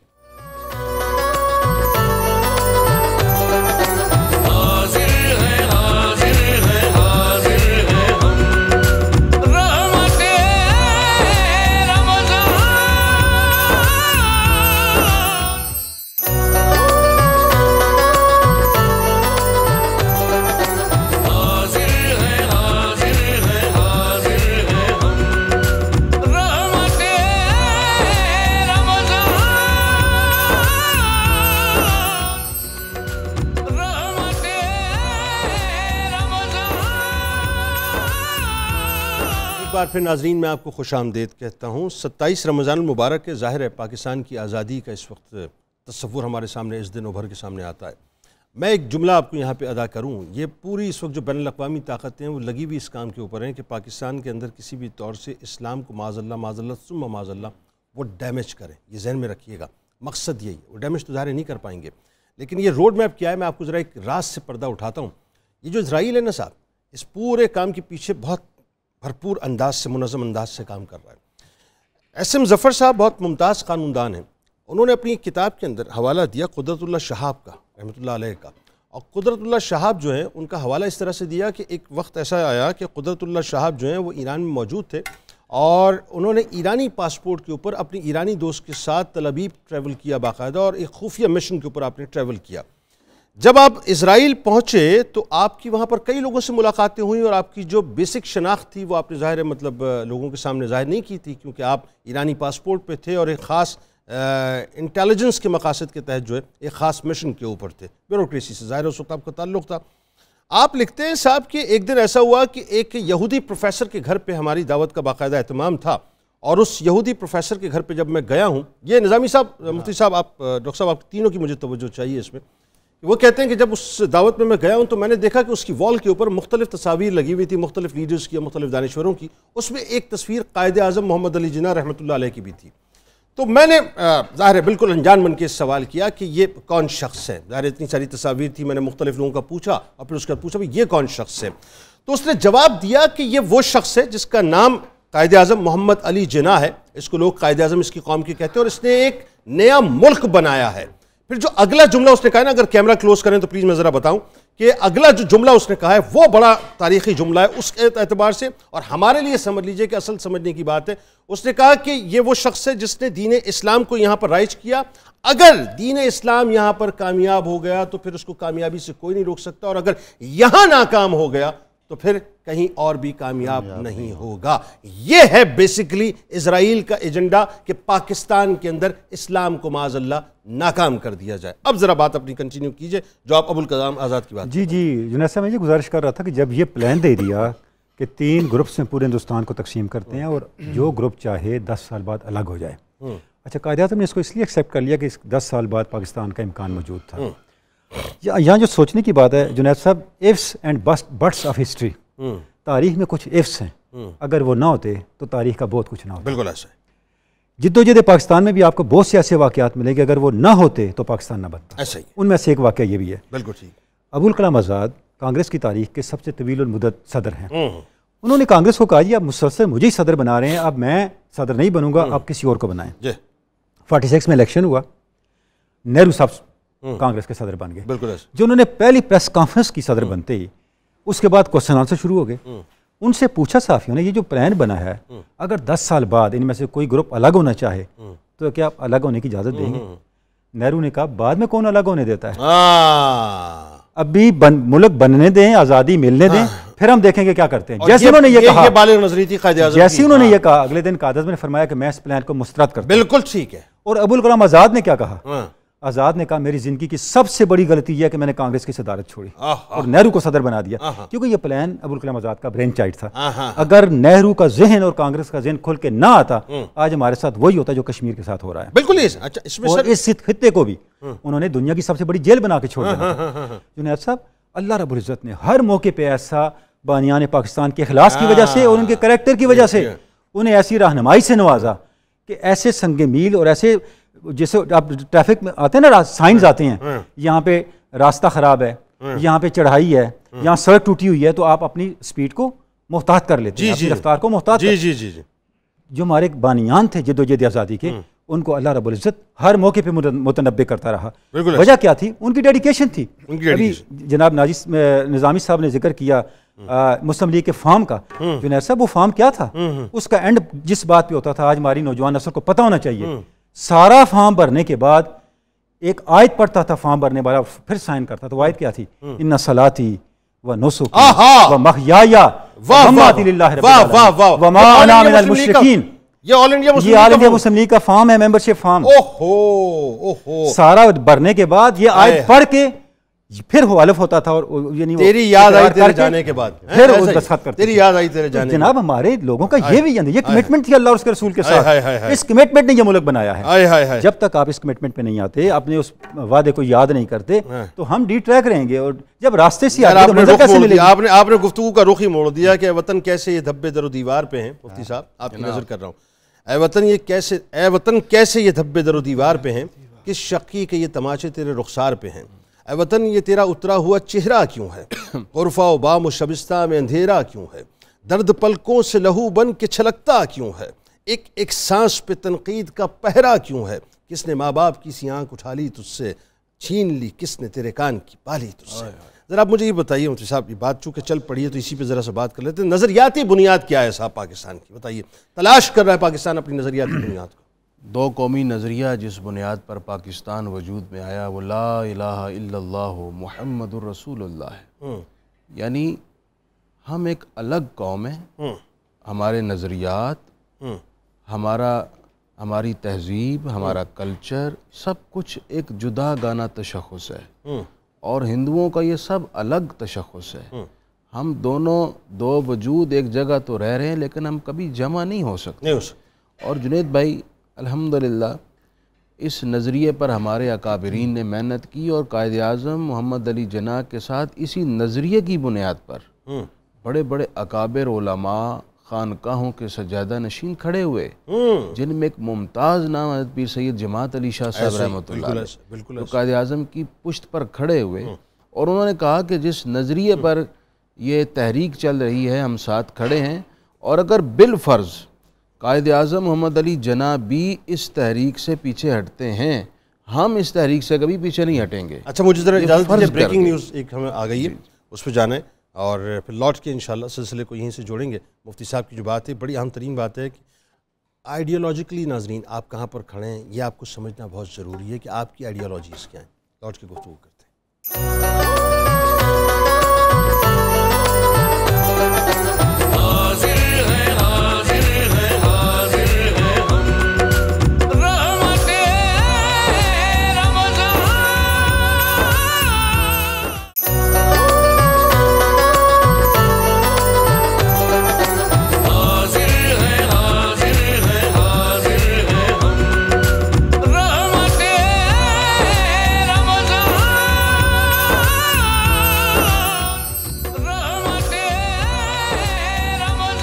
جناب ایک بار پھر میں آپ کو خوش آمدید کہتا ہوں. 27 رمضان المبارک ہے. پاکستان جیسا حسین خوبصورت سے تحفہ اللہ تعالیٰ نے ہمیں عطا فرمایا اور بس اللہ ہی کے یقیناً اس عظیم نعمت کا جو ہے شکرانہ ہم ادا کر رہے ہیں. نظریاتی طور پہ بات ہو رہی تھی، پاکستان کی ایکچوئل نظریاتی جو اساس ہے کیا؟ جنید بھائی نئی نسل کو یہ بھرپور باور کرانے کی ضرورت ہے کہ پاکستان مدینہ طیبہ کے بعد روئے زمین کی پہلی ریاست ہے جو ایک نظریے کی بنیاد پر وجود میں آئی ہے. بالکل ٹھیک ہے. اسی نظریے کی بنیاد پر جس نظریے کی بنیاد پر ریاست مدینہ وجود میں آئی تھی. بالکل ٹھیک. اور یہی وجہ ہے کہ نظریے کی اہمیت کو ہمارے دشمن بخوب جانتے ہیں. وہ دشمن جو پاکستان کے بعد نظریے کی بنیاد پر اپنا وطن بنا رہا ہے، اسرائیل، اس کا آپ ذکر کر رہے ہیں، وہ سمجھتا ہے کہ نظریے کی بنیاد پر جو وطن بنے وہ کتنا امپورٹنٹ اور اس کی حیثیت کیا ہوتی ہے اور اس کے نظر میں اس کے مقاصد کتنے ضروری ہوتے ہیں. لہٰذا اس کو ڈیمیج کرنا، اس کو اس کے مقاصد سے ڈی ٹریک کرنا بڑا ضروری اور اس پر وہ کام کر رہے ہیں. بالکل. کہنے والے ہمارے بزرگوں نے کہا ہے کہ پاکستان یہ حضرت صالح علیہ السلام کی اونٹنی کی طرح، جب اونٹنی کی قوم نے ٹانگیں کاٹیں تو وہ برباد ہو گئے. اشفاق احمد علیہ رحمہ جناب والا. اسی طرح پاکستان بھی نظریے کی بنیاد پر بننے والا ایسا ملک ہے کہ جو اس کو کسی طور سے بھی نقصان پہنچانے کی کوشش کرتا ہے، چاہے کرپشن کر کے، چاہے غلط فیصلے کر کے، یا اس ملک کے خلاف اس کے اینٹی گروپس کا حصہ بن کے یا ان کی سازشوں کا اعلی کار بن کر وہ برباد ہو جاتا ہے. تاریخ نے ایسے بہت سارے کردار ہمیں دکھائے ہیں. اور میں ایک بہت اہم بات کر کے اپنی بات آگے بڑھاؤں گا. جنید بھائی، چونکہ پاکستان نظریہ کے بنیاد پر بنا ہے، لا الہ الا اللہ محمد رسول اللہ کی بنیاد پر بنا ہے، اس پاکستان کی بقا ہی اسی میں ہے کہ اس نظریہ کی محافظت پر کام کرے، اور اہل پاکستان اس ذمہ داری کا ہمیشہ احساس رکھیں کہ ہم نے اپنی نظریے کی محافظت کرنی ہے۔ یہ وہ نظریہ ہے جس نے پاکستان کو ہمیشہ اس دنیا کے افق پر تابندہ ستارہ رکھنا ہے۔ واہ، اچھا اب ذرا چونکہ ظاہر اسی بات کو ہم ذرا سا اور آگے بڑھا لیتے ہیں کہ پاکستان کی نظریاتی جو سرحدیں ہیں، اس کو جو درپیش چیلنجز ہیں، آپ کے خیال میں کیا ہے؟ پوری عمر ظاہر ہے آپ نے لوگوں کو پڑھایا، لوگوں نے آپ سے علم حاصل کیا، بدلتے ہوئے حالات آپ نے دیکھا، اور اس وقت جو چیلنجز درپیش ہیں پورے پاکستان کو، وہ کس قسم کے؟ سب سے پہلے تو ہمیں یہ پیش نظر رکھنا چاہیے کہ کوئی بھی قوم ہے یا ملک ہے تو اس کی کچھ جغرافیائی سرحدیں ہیں اور کچھ نظریاتی سرحدیں ہیں۔ بالکل ٹھیک ہے۔ اگر ہماری پہلی توجہ صرف اور صرف اس کی جغرافیائی سرحدوں کے تحفظ پر لگی رہے تو اس کا مطلب ہے کہ ہمارا زیادہ اعتقاد یا اعتماد مادیت پرستی پر ہے، اور ہم اگر وہ نظریاتی ہے تو پھر ہم اس کے اصل بنیاد سے غافل ہو رہے ہیں۔ بالکل صحیح۔ تو یہ چونکہ ایک نظریاتی ملک ہے اور اسلام کے نام پر بنا ہے اور اسلامی قوانین کے اجراء کے نام پر بنا ہے اور توحید اور رسالت کے نظریے پر استوار ہیں اس کی بنیادیں، تو اگر ہم اس سے غفلت کر رہے ہیں اور اسے اپنی ترجیحات میں نہیں رکھ رہے تو ہم انصاف نہیں کر رہے ہیں۔ اس وقت جو پوری دنیا کا مسئلہ ہے اور خاص طور پر پاکستان کا مسئلہ ہے کہ لوگ دین بیزار ہوتے جا رہے ہیں، مذہبوں کا وجود خطرے میں پڑ گیا، جناب ہر طرح کی آزادی مطلوب ہے، عیش و نشاط چاہیے اور شارٹ کٹس چاہیے کامیابی کے لیے، اور مال و دولت چاہیے اور اقتدار چاہیے اور منصب چاہیے۔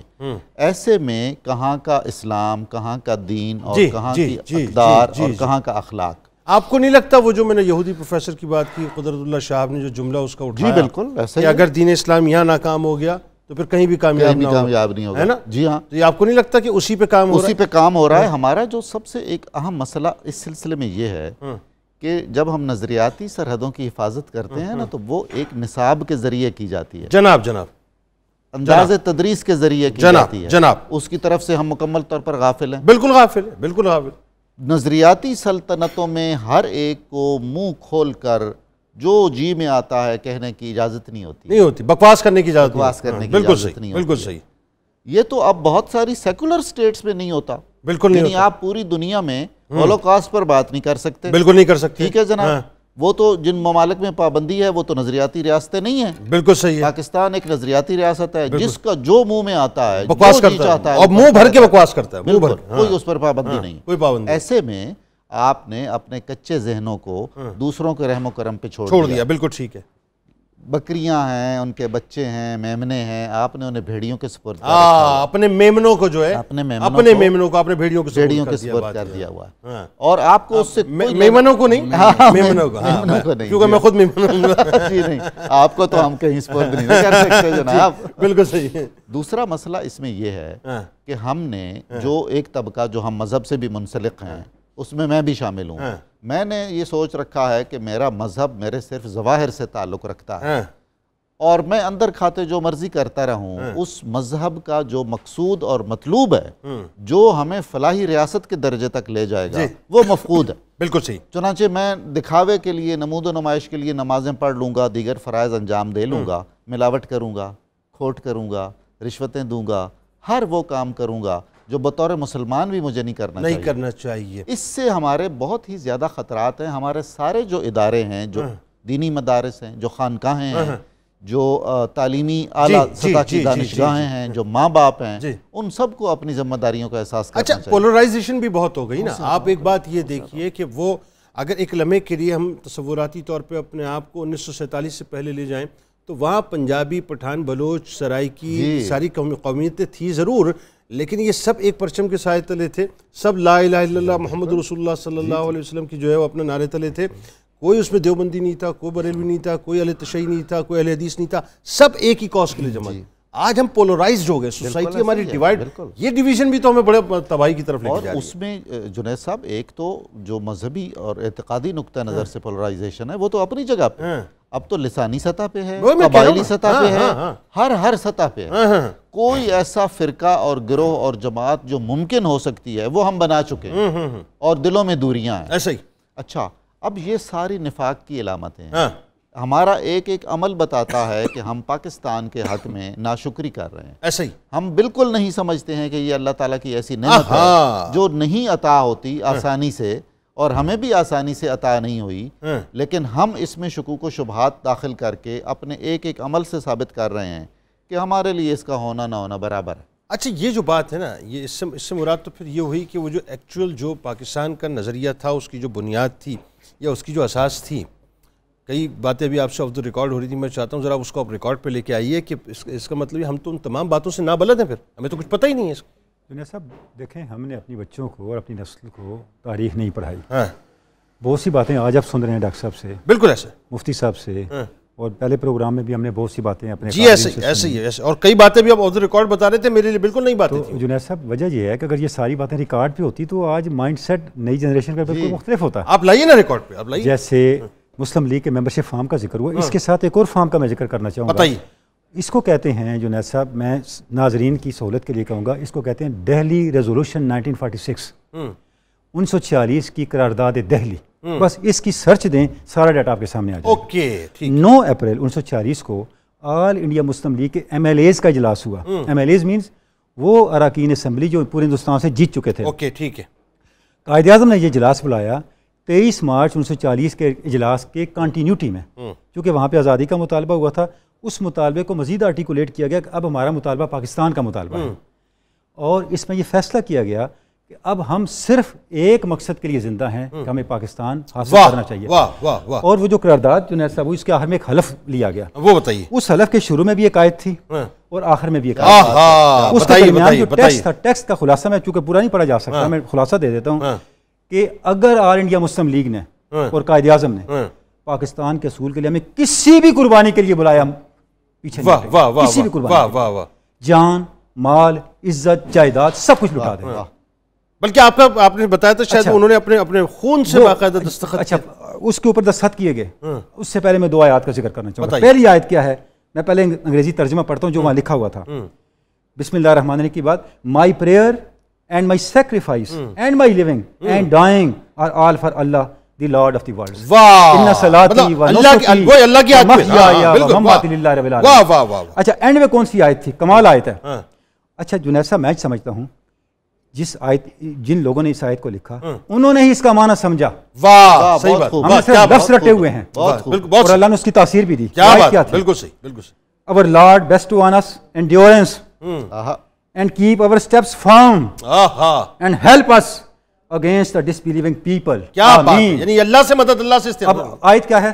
ربنا افرغ علینا صبرا وثبت اقدامنا وانصرنا علی القوم الکافرین. ہماری مدد فرما کافروں پر. کافر سامنے تھے، کیا بات. انہیں پتا تھا کون سے کافر ان کے خلاف ہم مدد مانگ رہے ہیں، اور اللہ کی مدد اتری. واہ اتری، بالکل اتری. اس کے بعد دستخط کرنے تھے، کئی ایم ایل ایز نے اپنی انگلی کاٹی اور خون سے دستخط کیا. دس از ہسٹری. یہ محفوظ ہے، بالکل یہ محفوظ ہے.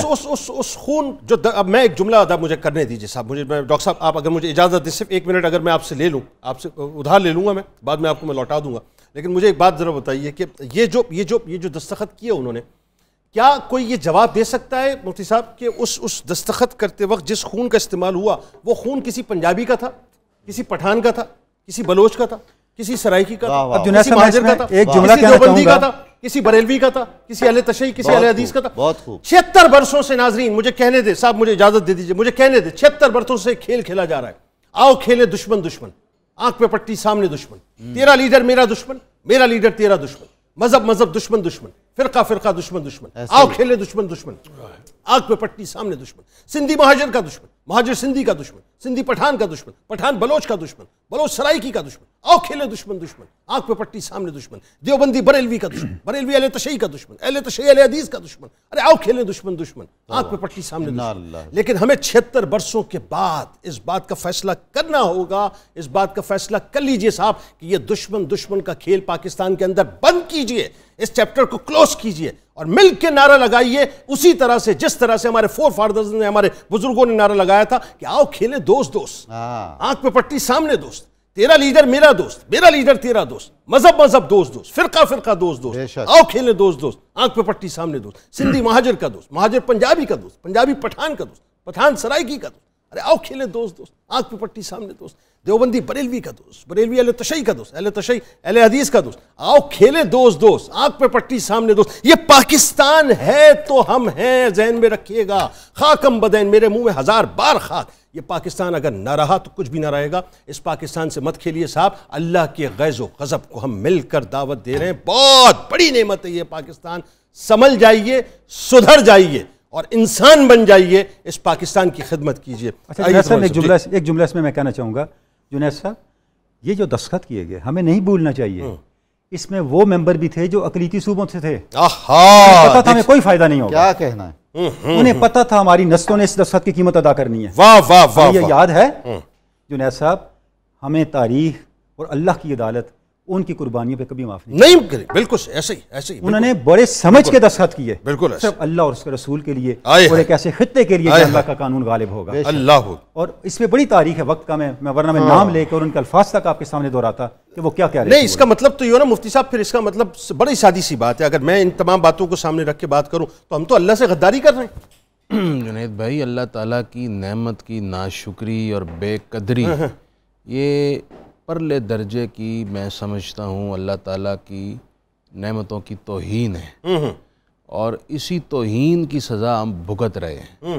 ہمیں یہ سمجھنا ہوگا کہ ہماری غلطیاں ہیں جس کی ہمیں سزا مل رہی ہے۔ یہ جو موجودہ حالات ہیں اور جو ہم حکمرانوں کا رونا روتے ہیں کہ ہم پر اس طرح کے حکمران مسلط ہو جاتے ہیں، یہ ہمارے اعمال کی سزا ہے۔ دیکھیے، میں اگر بحیثیت پاکستانی دیکھوں اپنے کردار کو کہ میں اس ملک میں کیا کنٹریبیوٹ کر رہا ہوں، دیکھیے میں دکاندار ہوں تو میں کرپٹ ہوں، میں ریڑھی باز ہوں تو میں کرپٹ ہوں، میں استاذ ہوں تو اپنی ذمہ داری سے غافل ہوں، میں ایک سرکاری ملازم ہوں تو اپنی ذمہ داری سے غافل ہوں، میں ایک شہری ہوں تو اپنی ذمہ داری سے غافل ہوں، میں ایک ڈرائیور ہوں تو اپنی ذمہ داری سے غافل ہوں۔ جب ہم سب یہ کر رہے ہیں تو پھر ہم آگ لگا کر یہ سمجھیں کہ اب پھول نکل آئیں، ایسا تو نہیں ہوگا۔ ہم خود گلستان کو جلا رہے ہیں اور اس ملک کو برباد کرنے میں ہم کردار ادا کر رہے ہیں۔ آج اجتماعی توبہ کی ضرورت ہے حضور والا۔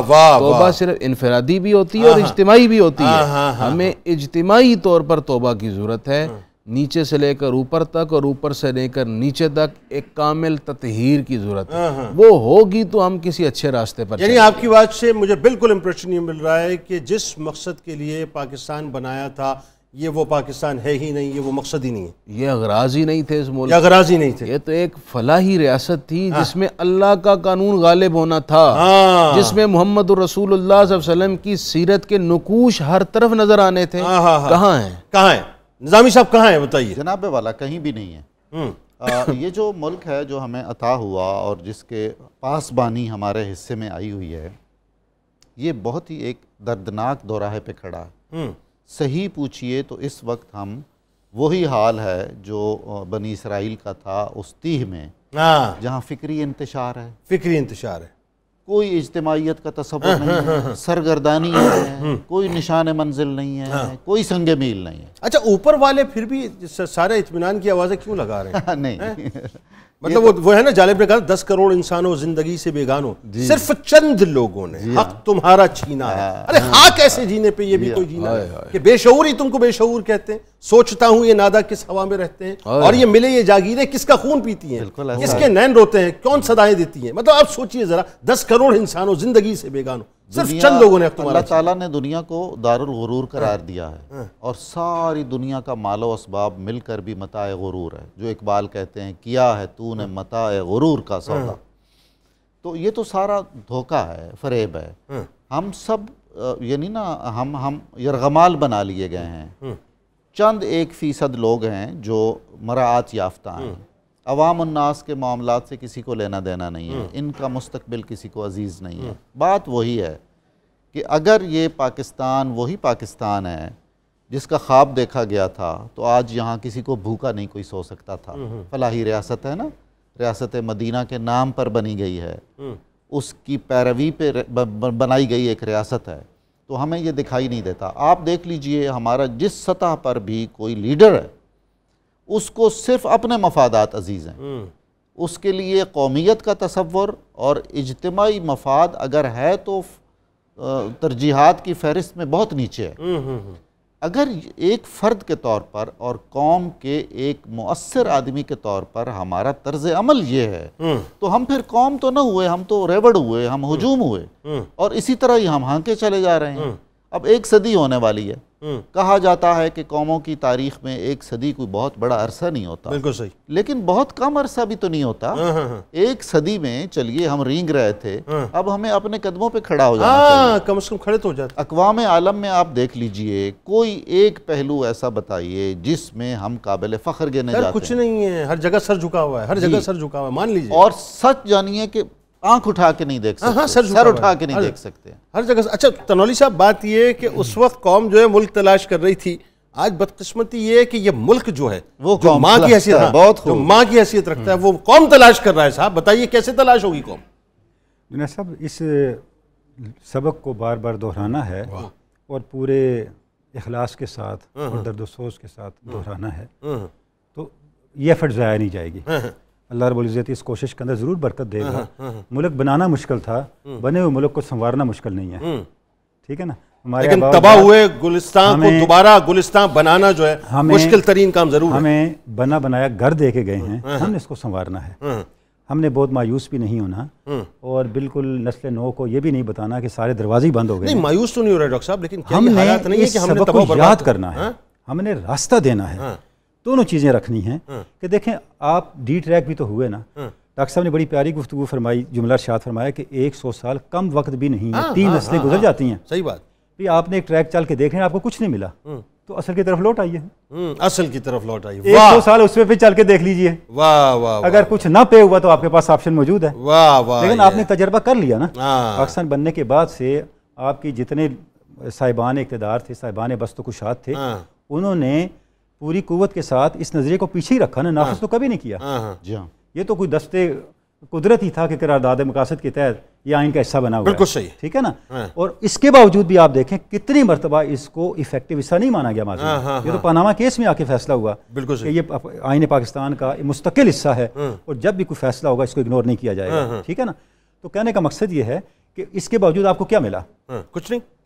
اب تھوڑا سا ٹریک چینج کر لیجیے، بانیان پاکستان کے ویژن پہ آ جائیے۔ ہاں بالکل صحیح، ان کو یہ تو کہنا اسلام 20-25 سال اس پہ چل کے دیکھ لیجیے، اسلام کو پریکٹس کرنا تھا یہاں پہ، ہمیں تو کر کے دیکھ لیں، ہو سکتا ہے اب آپ کے مسئلے حل ہو جائیں۔ ہاں بالکل صحیح، بالکل صحیح۔ آپ کو تو مسئلے کا حل چاہیے نا، آپ کو فلاحی ریاست چاہیے، آپ کو عدل اجتماعی چاہیے، بالکل اس کا راستہ صرف یہ۔ بالکل ٹھیک ہے۔ منیرہ صاحبہ کہاں تک پہنچی؟ میں نے تمام چیزیں ڈش آؤٹ کر دی ہیں، آپ دیکھ سکتے ہیں۔ میں تو دیکھ ہی سکتا ہوں، بتائیے۔ نہیں، اب دیکھ پوری قوم دیکھ سکتی ہے، اور کیا کریں گے؟ دیکھیں حسرت خان صاحب، پوری قوم دیکھ رہی ہے اس وقت۔ جو تھا میں نے کسٹرڈ کو بھی کر دی ہے، اسموک چکن اس کو بھی میں نے کہیں دیکھیں، اب اس میں پتہ فرق کیا، پوری قوم کہیں جو ہے وہ صرف کھاتے ہوئے دیکھ رہی ہے، اور کہیں جو ہے بس ایسے ہی دیکھ رہی ہے، کھانے والوں کو دیکھ رہی ہے۔ نہیں، ان کو اندازہ ہے کہ جب افطاری ہوگی تو پھر انشاءاللہ تعالیٰ اس کو آپ سب کھائیں گے اور مجھے دعائیں بھی دیں گے۔ نہیں ہاں، آپ پہنچی نہیں میری بات تک، اچھی بات ہے، چلیں۔ اچھا، اور اس کے علاوہ بتائیے کیا ہے؟ اس کے علاوہ یہ کسٹرڈ تھا وہ بھی کر دی ہے، ساتھ میں جو یوگرٹ سیلڈ تھا وہ بھی کر دی ہے، اور تینوں چیزیں آپ کے سامنے ہیں۔ ایک میں نے ساتھ چٹنی بنائی ہے ہری، اس میں دہی ایڈ کی ہے، اس کے ساتھ اچھا لگتا ہے کھاتا ہوا، تو یہ سب چیزیں ریڈی ہیں۔ بالکل ٹھیک، بہت شکریہ، بہت شکریہ، بہت شکریہ جی۔ تو خان صاحب آپ سے بھی کچھ چٹ چیٹ ہو جائے ذرا، ہے نا؟ مہربانی آپ۔ ہاں مجھے یہ بتائیے ذرا کہ وہ آپ کو ماشاءاللہ ابھی جو ریسنٹلی جو ابھی صدارتی ایوارڈ ملا ہے، جی جی، یہ کتنے برسوں کی مشقت کے بعد آپ کو ملا؟ یہ جب پاکستان کی بات ہو رہی ہے، سب سے پہلے تو اللہ کا شکر ادا کروں گا، 76 ایئرس کی اور اپنے پاکستان کا شکر ادا کروں گا کہ جنہوں نے ہمیں اس عزت سے نوازا، کیونکہ پہلے پاکستان سے پہلے یہ ہوتا تھا جس طرح ہمارے بزرگوں کو القاب ملتے تھے۔ میرے جو بڑے دادا تھے عمر الدین خان صاحب، ان کو عجائب خان کا خطاب ملا۔ دین محمد خان صاحب دینا جلندری قوال تھے، ان کو وائسرائے ہند نے شہنشاہ قوالی کا لقب دیا۔ میرے استاد میاں داد خان صاحب میرے والد صاحب کو، تو اس طرح ملتے ہیں۔ جب پاکستان کے بعد یہ میاں داد خان فیملی میں، اور یہ بڑی بات ہے کہ پاک پتن کی سرزمین کے لیے یہ پہلا ایوارڈ صدارتی تھا جو اللہ نے میرے نصیب میں کیا، پاکستان سے، فارسی سے پنجابی تک۔ تو یہ کتنا آپ کا جو ایکچوئل آپ کے پہلے جو آپ پڑھ رہے ہیں، جی جی، یہ کتنا عرصہ ہوا آپ کو؟ یہ ہمارا جو آپ اپنی بات کیجیے، اپنی ظاہری عمر کی بات کیجیے گا۔ جی جی 85 سے، 85 نہیں 85 ایئرز ہو گئے؟ میں 85 سے میں نے شروع کیا۔ اچھا 85 سے شروع ایئرز ہو گئے، اچھا ماشاء اللہ۔ تو 85 سے آپ نے شروع کیا تو یہ ہو گئے 15 برس یہ ہو گئے اور 23 وہ ہو گئے, کتنے ہو گئے؟ 38 38 برس سے آپ بڑھ رہے ہیں. آپ تو بہت قدیم ٹھہرے اس کا مطلب ہے. جی بالکل, ہم اکٹھے پروگرام کیا کرتے تھے. کیا خوب جواب دیا, ماشاءاللہ. واہ واہ واہ, اس میں کلیپ بندی ہے. واہ واہ کیا جوابی ہے. یہ میں ابتدائی پروگرام ہم بچپن میں آپ کو دیکھا کرتے تھے ٹی وی پہ. بہت اچھے, بہترین سر, بہترین, بالکل ٹھیک ہے. واہ جی واہ, واہ جی واہ. اب عمر کا ذکر نہیں ہوگا, اب عمر کا ذکر ہی نہیں ہوگا. نہیں, آپ جدید پڑھنے والے ہیں بھائی. اچھا اب یہ بتائیے ذرا کہ جب یہ جس وقت آپ کو صدارتی ایوارڈ ملا کیا فیل تھی؟ میں اپنے رب کا شکر ادا کرتا تھا اور میں نے کیا, اور میں نے 2 نفل پڑھے اللہ کی بارگاہ میں اور شکریہ ادا کیا اپنے رب کا.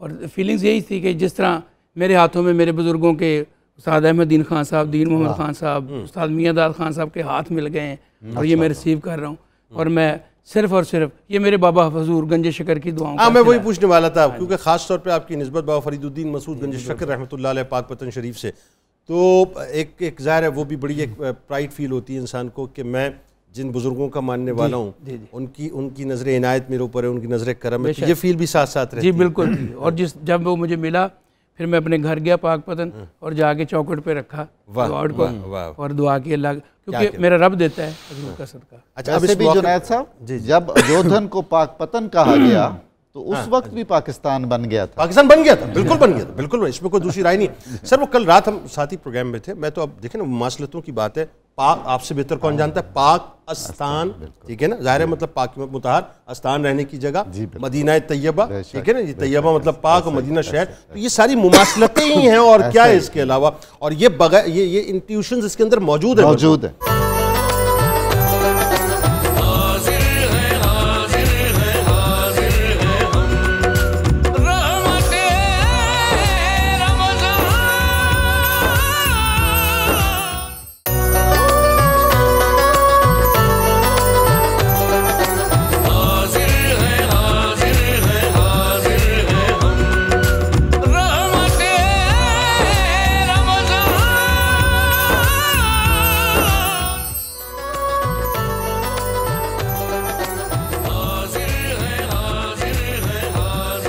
جناب ایک بار پھر میں آپ کو خوش آمدید کہتا ہوں. 27 رمضان المبارک ہے, یوم پاکستان ہے. اللہ تبارک و تعالیٰ نے پاکستان جیسی نعمت عظمیٰ آج کی رات ہمیں عطا فرمائی. آئیے سلسلے کو وہیں سے جوڑ لیتے ہیں اور ذرا مفتی صاحب سے ہی سمجھتے ہیں. یہ جو مفتی صاحب بحیثیت پاکستانی ہمارا کردار ہونا چاہیے, اس پہ بھی میرا خیال کلام کیجیے. جی میں مثال کے طور پہ میں ایک اینکر پرسن ہوں, آپ ایک ظاہر عالم دین ہیں, آپ پروفیسر ہیں, آپ قوال ہیں, وہاں وہ شیف موجود ہیں, یہ کیمرہ مینز موجود ہیں, ہر ایک کی اپنی اپنی انڈیویجول کیپیسٹی میں کوئی نہ کوئی ایس پاکستانی ذمہ داری ضرور بنتی ہے. اس پہ ذرا کلام کیجیے. یہ سب جہاں ہمیں ہمارے ملک میں بہت بڑی تعداد میں اور کثرت کے ساتھ خرابیاں نظر آتی ہیں, وہیں بڑے پازیٹیو اور مثبت پہلو بھی ہیں. الحمدللہ تعالیٰ اس ملک کی زمین میں اللہ تعالیٰ نے عشق رسول بڑا وافر رکھا ہے. یہاں کا پاکستانی مسلمان عاشق رسول ہے. بالکل ٹھیک ہے. نمبر 2, یہاں کا پاکستانی کثرت سے درود و سلام پڑھتا ہے, نماز پڑھتا ہے, کوئی دوسری رائے نہیں, اور مشکل اوقات میں اپنے بھائیوں کی مدد کو پہنچتے ہیں, چاہے زلزلہ ہو, سیلاب ہو, اس طرح کی کوئی آفت آ جائے, ایک دوسرے کا ہاتھ پکڑتے ہیں. 100%. یہاں کا مزدور محنتی بھی ہے, یہاں کا کارخانے میں مزدور ایسی چیزیں بناتا ہے جس کی دنیا میں ڈیمانڈ ہے. ایسے ہی الحمدللہ پاکستان میں محنتی لوگ بھی ہیں, محبت کرنے والے بھی ہیں, احساس کرنے والے بھی ہیں, رواداری کرنے والے بھی لوگ ہیں. 100% بالکل ٹھیک. جو بات آپ کہہ رہے ہیں کہ بحیثیت پاکستانی ہماری ذمہ داریوں میں سب سے بنیادی ذمہ داری یہ ہے کہ ہم اپنے ملک کے ساتھ مخلص ہو جائیں, اور ہمیں یہ جاننے کی ضرورت ہے کہ ہمارا کوئی عمل ایسا ہرگز نہ ہو جو ہمارے ملک کی عزت اور وقار میں کمی لے آئے. بڑی بنیادی بات. خصوصاً وہ ہمارے پاکستانی جو بیرون ملک کام کرتے ہیں, اس وقت آپ پاکستان کے ایک نمائندے, ایک ترجمان کی حیثیت رکھتے ہیں, پاکستان کی شناخت آپ کے پاس ہوتی ہے. مجھے افسوس سے کہنا پڑتا ہے کہ کئی ممالک میں خود گیا ہوں تو میں نے وہاں کے لوگوں سے یہ سنا ہے کہ ہم نے پاکستانیوں کے ساتھ اس وجہ سے لین دین نہیں کرتے کہ یہ خرابیاں ہیں اس میں. پاکستانی, اب مثلا میں ایک ملک میں تھا تو وہاں چاول کی بات ہوئی تو مجھے بتایا گیا پاکستانی چاول پر انڈین سٹیکر لگا کر بیچا جاتا ہے. بتائیے. کہا کیوں؟ کہا یہاں اس لیے کہ پاکستانی جو چاول بیچتے ہیں وہ اوپر اعلیٰ کوالٹی کا اور اندر ادنا کوالٹی کا ڈال دیتے ہیں. اس طرح پاکستانی چاول بدنام ہوا, انہوں نے بین کر دیا. سو جب آپ دوسرے ممالک میں کام کرتے ہیں اس وقت آپ کے عمل سے پاکستان کی عزت اور وقار کا بڑا گہرا تعلق ہوتا ہے. اسی طرح جنید بھائی ایک پاکستان کو دیانتدار اور امانت دار اور پاکستان کے حقوق, پاکستان کے لوگوں کے حقوق کا خیال رکھنا بڑا ضروری ہے. مثلاً وہ تاجر ہے دیانتدار ہو, وہ اگر استاد ہے دیانتدار ہو, وہ سیاستدان ہے تو دیانتدار ہو, وہ اگر ایک جج ہے, ایک وکیل ہے, ایک بیوروکریٹ ہے تو اپنے منصب کے ساتھ مخلص ہو. یہ پاکستان کا حق ہے. بالکل ٹھیک ہے. اگر کوئی اپنے منصب کے ساتھ مخلص اور دیانتدار نہیں اور بددیانتی اور بے ایمانی کر رہا ہے تو وہ پاکستان کی عزت کو پامال کر رہا ہے. بالکل ایسا, بالکل ایسا. جنید بھائی ایک اور بات اور یہ بھی بڑی اہم بات ہے, بحیثیت پاکستانی ہمیں پاکستان کے قانون کا احترام کرنا بھی بڑا ضروری ہے. سر اب مسئلہ یہ یہاں پہ ایک سوال پیدا ہو جاتا ہے. آپ اگر یہ بات کہیں گے نا تو پھر ایک عام آدمی کے ذہن میں سوال آتے ہیں صاحب کہ جو اوپر والے میرے ہیں, جو میری انسپریشن سورس ہیں, وہ کون سے قانون کے محافظ بنے ہوئے ہیں, قانون کی پاسدار بنے ہوئے ہیں, تو میں قانون کا پاسدار بنا. جو ٹرکل ڈاؤن ایفیکٹ ہے اس نے بھی تو برباد کر. اس میں دو باتیں تین باتیں کہنا چاہتا ہوں. ایک تو یہ ہے کہ اوپر والوں کو بھی, ان پر بھی افسوس ہے کہ وہ پاکستان کے قانون کو کسی خاطر میں نہیں لاتے. سر وہ گھر کی کنیز سمجھتے ہیں. اللہ کریم مدد کرے اور اس ملک میں طاقتور بھی قانون کی گرفت میں آئے. اللہ کرے. لیکن کسی ایک شخص کے قانون کو توڑنا یہ جواز نہیں ہوتا دوسرے شخص کے لیے کہ وہ بھی قانون توڑے. بالکل ٹھیک ہے. اسی طرح ہمیں یہ بھی سمجھنے کی ضرورت ہے ملک کا وہ قانون جو شرعی قوانین کے مخالف نہ ہو اس کو پورا کرنا شریعت مطہرہ کی روشنی میں بھی ضروری ہوتا ہے. اگر اس قانون کو ہم پامال کرتے ہیں تو صرف پاکستانی قانون پامال کرنے کے مجرم نہیں ٹھہرتے بلکہ اللہ تعالیٰ کے ہاں بھی ہم مجرم گردانے جاتے ہیں. لہٰذا اگر میں سفر کر رہا ہوں تو مجھے ٹریفک قوانین کی پابندی کرنی چاہیے, میں تجارت کر رہا ہوں تو مجھے ان قوانین کی پابندی کرنی چاہیے. مثلا دیکھیے نا جناب, بددیانتی کا یہ عالم ہے کہ گورنمنٹ نے ٹیکسز لگائے ہوئے ہیں. لوگ ٹیکسز کو چھپانے کے لیے جو اس کی آفیشیل سلپ ہے وہ نہیں بناتے, وہ کیش لے کر سلپ دیے بغیر لوگوں کو روانہ کر دیتے ہیں اور ٹیکس کی مد میں لے کر اپنے جیب میں ڈال لیتے ہیں. ایسا ہی ہے. کتنی بددیانتی ہے. پیٹرول ڈلوانے جائیں وہ پورا نہیں ڈالتا. اب یہ ہر جگہ کرپشن ہے. مجھے بتائیے یہ تو حکومت وقت نہیں کہہ رہی نا, یہ تو سیاستدان نہیں کہہ رہا کہ آپ ایسے کریں. لیکن سوال پھر وہی پیدا ہو گیا نا صاحب, بات وہی ہو گیا کہ جہاں عدل نہ ہو, جہاں قانون نہ ہو, جہاں تانے بکے ہوئے ہو, جہاں اوپر والے سب, نیچے والا کہتا ہے صاحب جب اوپر والے کر رہے ہیں تو میں طاقتور کر رہا تو میں کیوں نہ کروں. میں اس سلسلے پورے تعفن زدہ سسٹم کو پلٹنا ہوگا. میں یہی عرض کرنا چاہ رہا ہوں اس سسٹم کی تطہیر بہت ضروری ہے, لیکن جب تک یہ تطہیر نہیں ہوتی اپنی جگہ ہمیں ذمہ دار بہر صورت ہونا چاہیے. وہ ہے نا پاکستان کا مطلب کیا, لا الہ الا اللہ. شب ظلمت میں گزاری ہے, اٹھ وقت بیداری ہے, جنگ شجاعت جاری ہے, آتش و آہن سے لڑ جا. پاکستان کا مطلب کیا, لا الہ الا اللہ.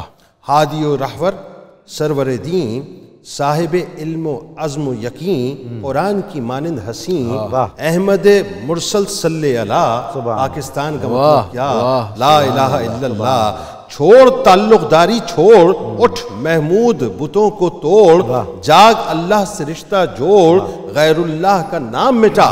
پاکستان کا مطلب کیا, لا الہ الا اللہ. جرت کی تصویر ہے تو, ہمت عالمگیر ہے تو, دنیا کی تقدیر ہے تو, آپ اپنی تقدیر بنا.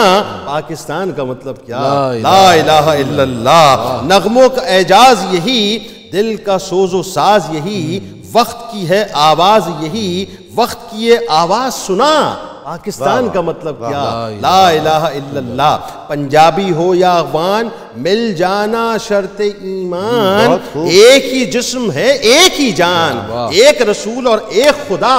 پاکستان کا مطلب کیا, لا الہ الا اللہ. تجھ میں ہے خالد کا لہو, تجھ میں ہے طارق کی نمو, شیر کے بیٹے شیر ہے تو, شیر بن اور میدان میں آ. پاکستان کا مطلب کیا, لا الہ الا اللہ. مذہب ہو تہذیب کے فن, تیرا جدا گانا ہے چلن. اپنا وطن ہے اپنا وطن, غیروں کی بات میں مت آ. پاکستان کا مطلب کیا؟ لا الہ الا اللہ. اے اصغر اللہ کرے ننی کلی پروان چڑھے، پھول بنے خوشبو مہکے، وقت دعا ہے ہاتھ اٹھا. پاکستان کا مطلب کیا؟ لا الہ الا اللہ. بس ڈاکٹر صاحب آئیے ذرا اسی پہ بات کیجیے. پاکستان کا مطلب کیا بتائیے ذرا. جی، پاکستان کا مطلب اسلام اور توحید خصوصاً اور عشق رسول صلی اللہ علیہ وسلم سے وابستگی ہے اور قوانین محمدی کی پاسداری. بدقسمتی سے جن نسلوں نے پاکستان بنایا ان کے لیے یہ سارا کچھ واضح تھا، اور اس کے بعد ہماری ایک ایسی صورتحال شروع ہوئی جو ایک شاعر نے کہا ہے کہ جاتا ہوں تھوڑی دور ہر ایک راہ رو کے ساتھ، پہچانتا نہیں ہوں ابھی راہبر کو میں. آئے ہائے ہائے ہائے. پھر وہ جب راہبر راہزن بن جاتے ہیں اپنے مقاصد کے لیے تو پھر قوموں کے ساتھ وہی ہوتا ہے جو ہمارے ساتھ ہوتا چلا رہا ہے. اب علامہ اقبال بھی تو بانی پاکستان ہے. بالکل ایسا ہے. خود قائد اعظم نے جنہیں کہا کہ اگر فکر اقبال نہ ہوتی تو محمد علی جناح کی رہنمائی نہ ہوتی اور پاکستان معرض وجود میں نہ آتا. انہوں نے جو مقاصد پاکستان بتائے ہیں یا جو مقاصد قوم متعین کیے ہیں ان میں سوائے اس کے کوئی نہیں ہے کہ آپ سرزمین حجاز سے اپنا رابطہ استوار کریں. اور یہ ہم کرنے کو تیار. جی ہاں. وہ کیا ہے جی؟ دہر میں اس میں محمد سے اجالا کر دے، قوت عشق سے ہر پست کو بالا کر دے، دہر میں اس میں محمد سے اجالا کر دے. اب یہ صورت وہ ہے کہ یہ ملک جو اللہ اور اس کے رسول کے نام پر حاصل کیا گیا، کیا اس میں شعائر اسلام محفوظ ہیں؟ کیا اس میں اکابر اسلام محفوظ ہیں؟ اگر یہ سارا کچھ نہیں ہے اور لے دے کر ہم اس پر خوش ہیں کہ جی کسی قدر ہم اپنی جو جغرافیائی سرحدیں ہیں ان کی حفاظت میں کامیاب ہیں، تو وہ کامیابی سارا آنکھوں پر قابل تعریف ہے. یہ کامیابی صرف کامیابی نہیں ہے، یہ جزوی کامیابی ہے. اور یہ جزوی کامیابی ہمیں دین میں بالکل نجات اور فوز و فلاح کا باعث نہیں بنے گی. ہو گئے. آپ یہ دیکھیے کہ اس وقت جو ہے پاکستان کے اندر جتنا فتنہ و فساد آئیڈیالوجیکل جی آئیڈیالوجیکل سب سے بڑا مورچہ وہی ہے. آپ یہ دیکھیے الہاد جو ہے ہمارے یہاں بڑھتا جا رہا ہے. جی ہاں. ایتھیزم ہمارے یہاں ٹرانسجینڈرز کا فتنہ ہمارے یہاں عروج پر، بے شرمی بے حیائی ہمارے یہاں عروج پہ آ گئی ہے. ایسا ہی ہے. لوگ جو ہے دین سے دور ہوتے چلے جا رہے ہیں. پھر اس کے بعد جو تفرقہ اور یہ فساد اور یہ تعصب اور یہ جو پولرائزیشن بالکل ایک الگ معاملہ ہے. فیملی سسٹم درہم برہم ہو رہا ہے. اچھا سیاست کے سیکٹر میں چلے جائیے، اس سیگمنٹ میں تباہی و بربادی. بتائیے ذرا.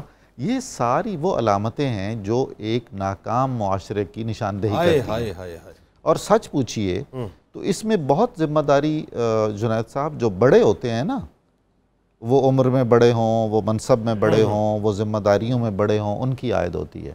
چرواہے کا ایک کام ہوتا ہے. چرواہے ہمارے کہاں ہیں؟ واہ واہ واہ واہ واہ واہ. قوم کے چرواہے کہاں؟ ہاں. قوم ہمیشہ اپنے قائدوں کے پیچھے چلتی ہے. واہ. قائدین کے پیچھے چلتی ہے. قائدین رول ماڈل ہوتے ہیں. ہر باپ اپنے گھر میں ایک رول ماڈل ہے. ہر سیاسی رہنما اپنی جماعت میں ایک رول ماڈل ہے. ہر حکمران اپنے ملک میں ایک رول ماڈل ہے. بالکل ایسا. ہمارا المیہ یہ ہو گیا کہ ہماری روشنی کے مینار ختم ہو گئے. ہمارے لیے اب کوئی نشان منزل بظاہر نظر نہیں آتا. اللہ اکبر. اور میں انڈیویجولی اگر سرزمین حجاز سے اپنا رابطہ قائم کرنا چاہوں تو پورا نظام میرے ساتھ تعاون کرنے پر آمادہ نہیں ہے. میں قرار دیا جاؤں گا کہ یہ پاگل ہے، یہ احمق ہے، یہ ایک ایسا خواب دیکھنا چاہ رہا ہے جو ناممکن العمل ہے. ہمارے ملک میں آج تک یہ متعین نہیں ہو سکا کہ قانون میں لکھا ہوا ہے کہ اقتدار کا سرچشمہ اعلیٰ خدا کی ذات ہے. بالکل ایسا ہے. ٹھیک ہے جی. اس کے بعد لکھا ہوا ہے کہ عوام الناس کی رائے خدا کی اس رضا کے تحت اس پر عمل ہوگا. یہ سارے معاملات ہم ایک مورخ کے طور پر یا ایک تجزیاتی آدمی کے طور پر جب دیکھتے ہیں تو ہمیں اندازہ ہوتا ہے کہ اس میں کوئی بہت اچھی صورتحال نہیں ہے. بس لیکن آخر اب چونکہ ظاہر اس نوٹ پہ بات ختم نہیں ہونی چاہیے، ایک جملے میں صرف، کیونکہ بالکل وقت مجھے شیر صاحب کے جانا ہے، صرف ایک جملہ پاکستان کے لیے، ایک جملہ صرف، اور ایک جملہ آپ کا میسج. جی. پاکستان کے لیے میں درخواست کروں گا سب مخلص ہوں، اپنے حصے کی محنت کریں اور پاکستان کو مضبوط کریں. پاکستان کو مقدم رکھیں اپنی ذات پر، اور پاکستان کے قومی مقاصد کو ترجیح دیں اپنے ذاتی مقاصد پر. بالکل ٹھیک. اور ایک جاہل مطلق کے لیے میرا جملہ ہے جس نے یہ کہا کہ منشور جو ہے وہ اپنا آئین نے بتایا کہ جی یہ اقلیتوں کے تحفظ کیا، ان کے حقوق کیا ہیں، اسلام نے تو بعد میں بتایا. اس جاہل مطلق کے لیے کہ اسلام نے پہلے بتایا، آئین پاکستان نے بعد میں بتایا. اسلام کو اولیت دیجئے, قرآن کو اولیت دیجئے, اپنی مسلمانیت کو اولیت دیجئے, اس کے بعد پاکستان, اس کے بعد آپ کا جو ہے اپنا یہ منشور آئین وغیرہ ساری چیزیں بعد میں آتی ہیں. سب سے پہلے اسلام آتا ہے. الرحمن الرحیم. اللهم صل على سيدنا ومولانا محمد معدن الجود والكرم وآله وبارك وسلم. یا شاہ جیلاں یا شاہ جیلاں یا شاہ جیلاں یا شاہ جیلاں. سقاني الحب كاسات الوصال فقلت لخمرتي نحوي تعالي ساعت ومشت لنحوي في كؤوس فهمت بسكرتي بين الموالي فقلت لصائر الأقطاب لموا بحالي وادخلوا أنتم رجالي وهم واشربوا وأنتم جنودي فساق القوم بالوافي ملالي. شربتم فضلتي من بعد سكري ولا نلتم علوي واتصالي. مقامكم العلا جمع ولكن مقامي فوقكم ما زال عالي. أنا في حضرة التقريب وحدي يصرفني وحسبي ذو الجلال. أنا البازي واشهب كل شيخ ومن ذا في الرجال يعطي مثالي. كساني خلعة بطراز عزم وتوجني بتيجان الكمال. واطلعني على سر القديم وقلدني واعطاني سؤالي وولاني على الأقطاب جمعا فحكمي نافذ في كل حال. يا شاہ جیلاں یا شاہ جیلاں یا شاہ جیلاں یا شاہ جیلاں. ولو ألقيت سري في بحار لسار كل غورا في الزوال. ولو ألقيت سري في جبال لدقت واختفت بين الرمال. ولو ألقيت سري فوق النار لخمدت والتفت من سر حالي. ولو ألقيت سري فوق ميت لقام بقدرة المولى تعالي. وما منها شهور تمر وتنقضي لا تالي. وما منها شهور أو دهور تمر وتنقضي لا تالي. وتخبرني بما يأتي ويجري وتعلمني فاقصر عن جدالي. مريدي هموتي واشتح وغني وافعل ما تشاء فالاسم عالي. مريدي لا تخف الله ربي عطاني رفعة نلت المنال. طبولي في السماء والأرض دقت وشوس السعادة قد بدالي. بلاد الله ملكي تحت حكمي ووقتي قبل قلبي قد سفالي. نظرت إلى بلاد الله جمعا كخردلة على حكم اتصالي. وكل ولي له قدم وإني على قدم النبي بدر الكمال. مريدي لا تخواش فإني عزوم قاتل عند القتال. أنا الجيلي محي الدين اسمي وعلامي على رأس الجبال. أنا الحسني والمخدع مقامي وأقدامي على عنق الرجال. وعبد القادر المشهور اسمي وجدي صاحب العين الكمال. تقبلني ولا تردد سؤالي. أغثني سيدي انظر بحالي. يا شاہ جیلاں یا شاہ جیلاں یا شاہ جیلاں یا شاہ جیلاں. يا الله يا رحمن يا رحيم يا رزاق يا سلام يا حي يا قيوم يا مسبب الأسباب يا ذا الجلال والإكرام. الحمد لله رب العالمين والصلاة والسلام على سيد الأنبياء والمرسلين. اے رب ذوالجلال تیرے فضل اور توفیق سے ایک روزہ پھر نصیب ہوا. افطار کی گھڑیاں ہیں, قبولیت کے اوقات ہیں. یا اللہ ہم سب کے آج کے روزے قبول فرما. اے پروردگار جہنم سے آزادی کا عشرہ ہے. ہمارے ماں باپ کی, ہماری بیوی بچوں بہن بھائیوں کی بخشش کر کے ہم سب کو ہمیشہ کے لیے جہنم سے آزاد فرما دے. اے پروردگار عالم پوری قوم میں خصوصاً جو بیمار اور علیل ہیں اپنے فضل سے رمضان کی آخری ساعتیں قریب ہیں، اے اللہ سب کو شفا دے دے۔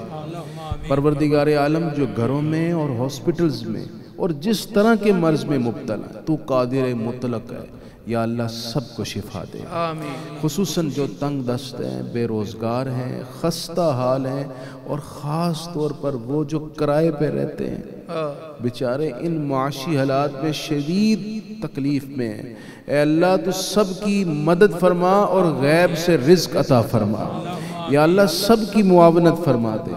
اے پروردگار عالم اپنے فضل اور مہربانی سے ہمارے جناب صوفی عاصم محاروی صاحب علی علیہ انہیں شفا عطا فرما، ہمارے محترم جناب سید عمران مرتضیٰ صاحب کے والد گرامی انتقال کر گئے، یا اللہ ان کے درجات بلند فرما، اور خصوصاً آج کے دن ہی 2020 میں جو PIA کا طیارہ کراچی میں حادثے کا شکار ہوا جس میں 97 ہمارے پاکستانی شہید ہوئے، یا اللہ ان سب کے درجات بلند فرما، ان کے والدین اور عزیز آج کے دن ان کو یاد کر کے آنسو بہا رہے ہوں گے، یا اللہ ان سب کو صبر دے دے، پروردگار پاکستان کو توانا اور مضبوط کر دے، اس ملک کو استحکام دے دے، خصوصی طور پر جو اس وقت سیاسی کشمکش ہے، جو افراتفری اور فساد کا ماحول ہے، یا اللہ اس ملک میں سکون دے دے۔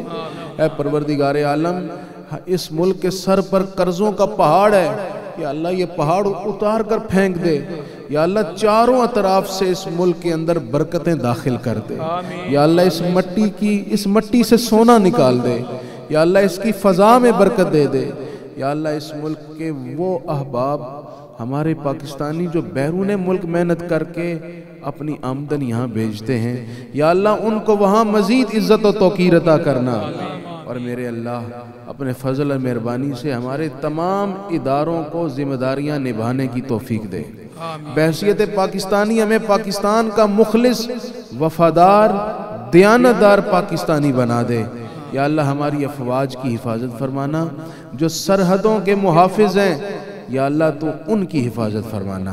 پروردگار عالم جتنے ناظرین اس وقت ہمارے ساتھ ہاتھ اٹھا کر دعا میں شریک ہیں، سب کے دسترخوان میں برکت دے دے، یا اللہ سب کے گھروں کو ہمیشہ خوشی سے لبریز رکھنا، اور خاص طور پر میرے اللہ جو بچوں اور بچیوں کے لیے رشتے ڈھونڈ رہے ہیں انہیں نیک اور موزوں رشتے دے دے، اور جن کے رشتوں میں دراڑ آئی، ناچاکی آئی، ٹوٹنے کے قریب ہیں، یا اللہ ان کے دل ملا دے، یا اللہ خصوصاً یتیموں کی خود اپنے فضل مہربانی سے خاص شفقت کرتے ہوئے خوشگوار زندگی نصیب فرمانا۔ وصلی اللہ تعالی علی حبیبہ سیدنا و مولانا محمد وعلی آلہ واصحابہ اجمعین برحمتک یا رحمت۔ آمین آمین برحمتک یا ارحم الراحمین۔ ناظرین کرام، آج 27 رمضان ہے، پاکستان کے لیے بہت دعا کیجیے گا، بہت دعا کیجیے گا۔ اس پاکستان کو اپنی زندگی کا پہلا حوالہ بھی سمجھیں، اور اسی پاکستان کو اپنی زندگی کا آخری حوالہ بھی سمجھیں۔ زندگی رہی تو انشاءاللہ رات 2 بجے دوبارہ ملاقات ہوگی سحری کی براہ راست نشریات میں۔ اس دعا، اس امید، اس یقین کے ساتھ اللہ تعالیٰ آپ کا، ہمارا، ہم سب کا حامی ناصر۔ اللہ حافظ۔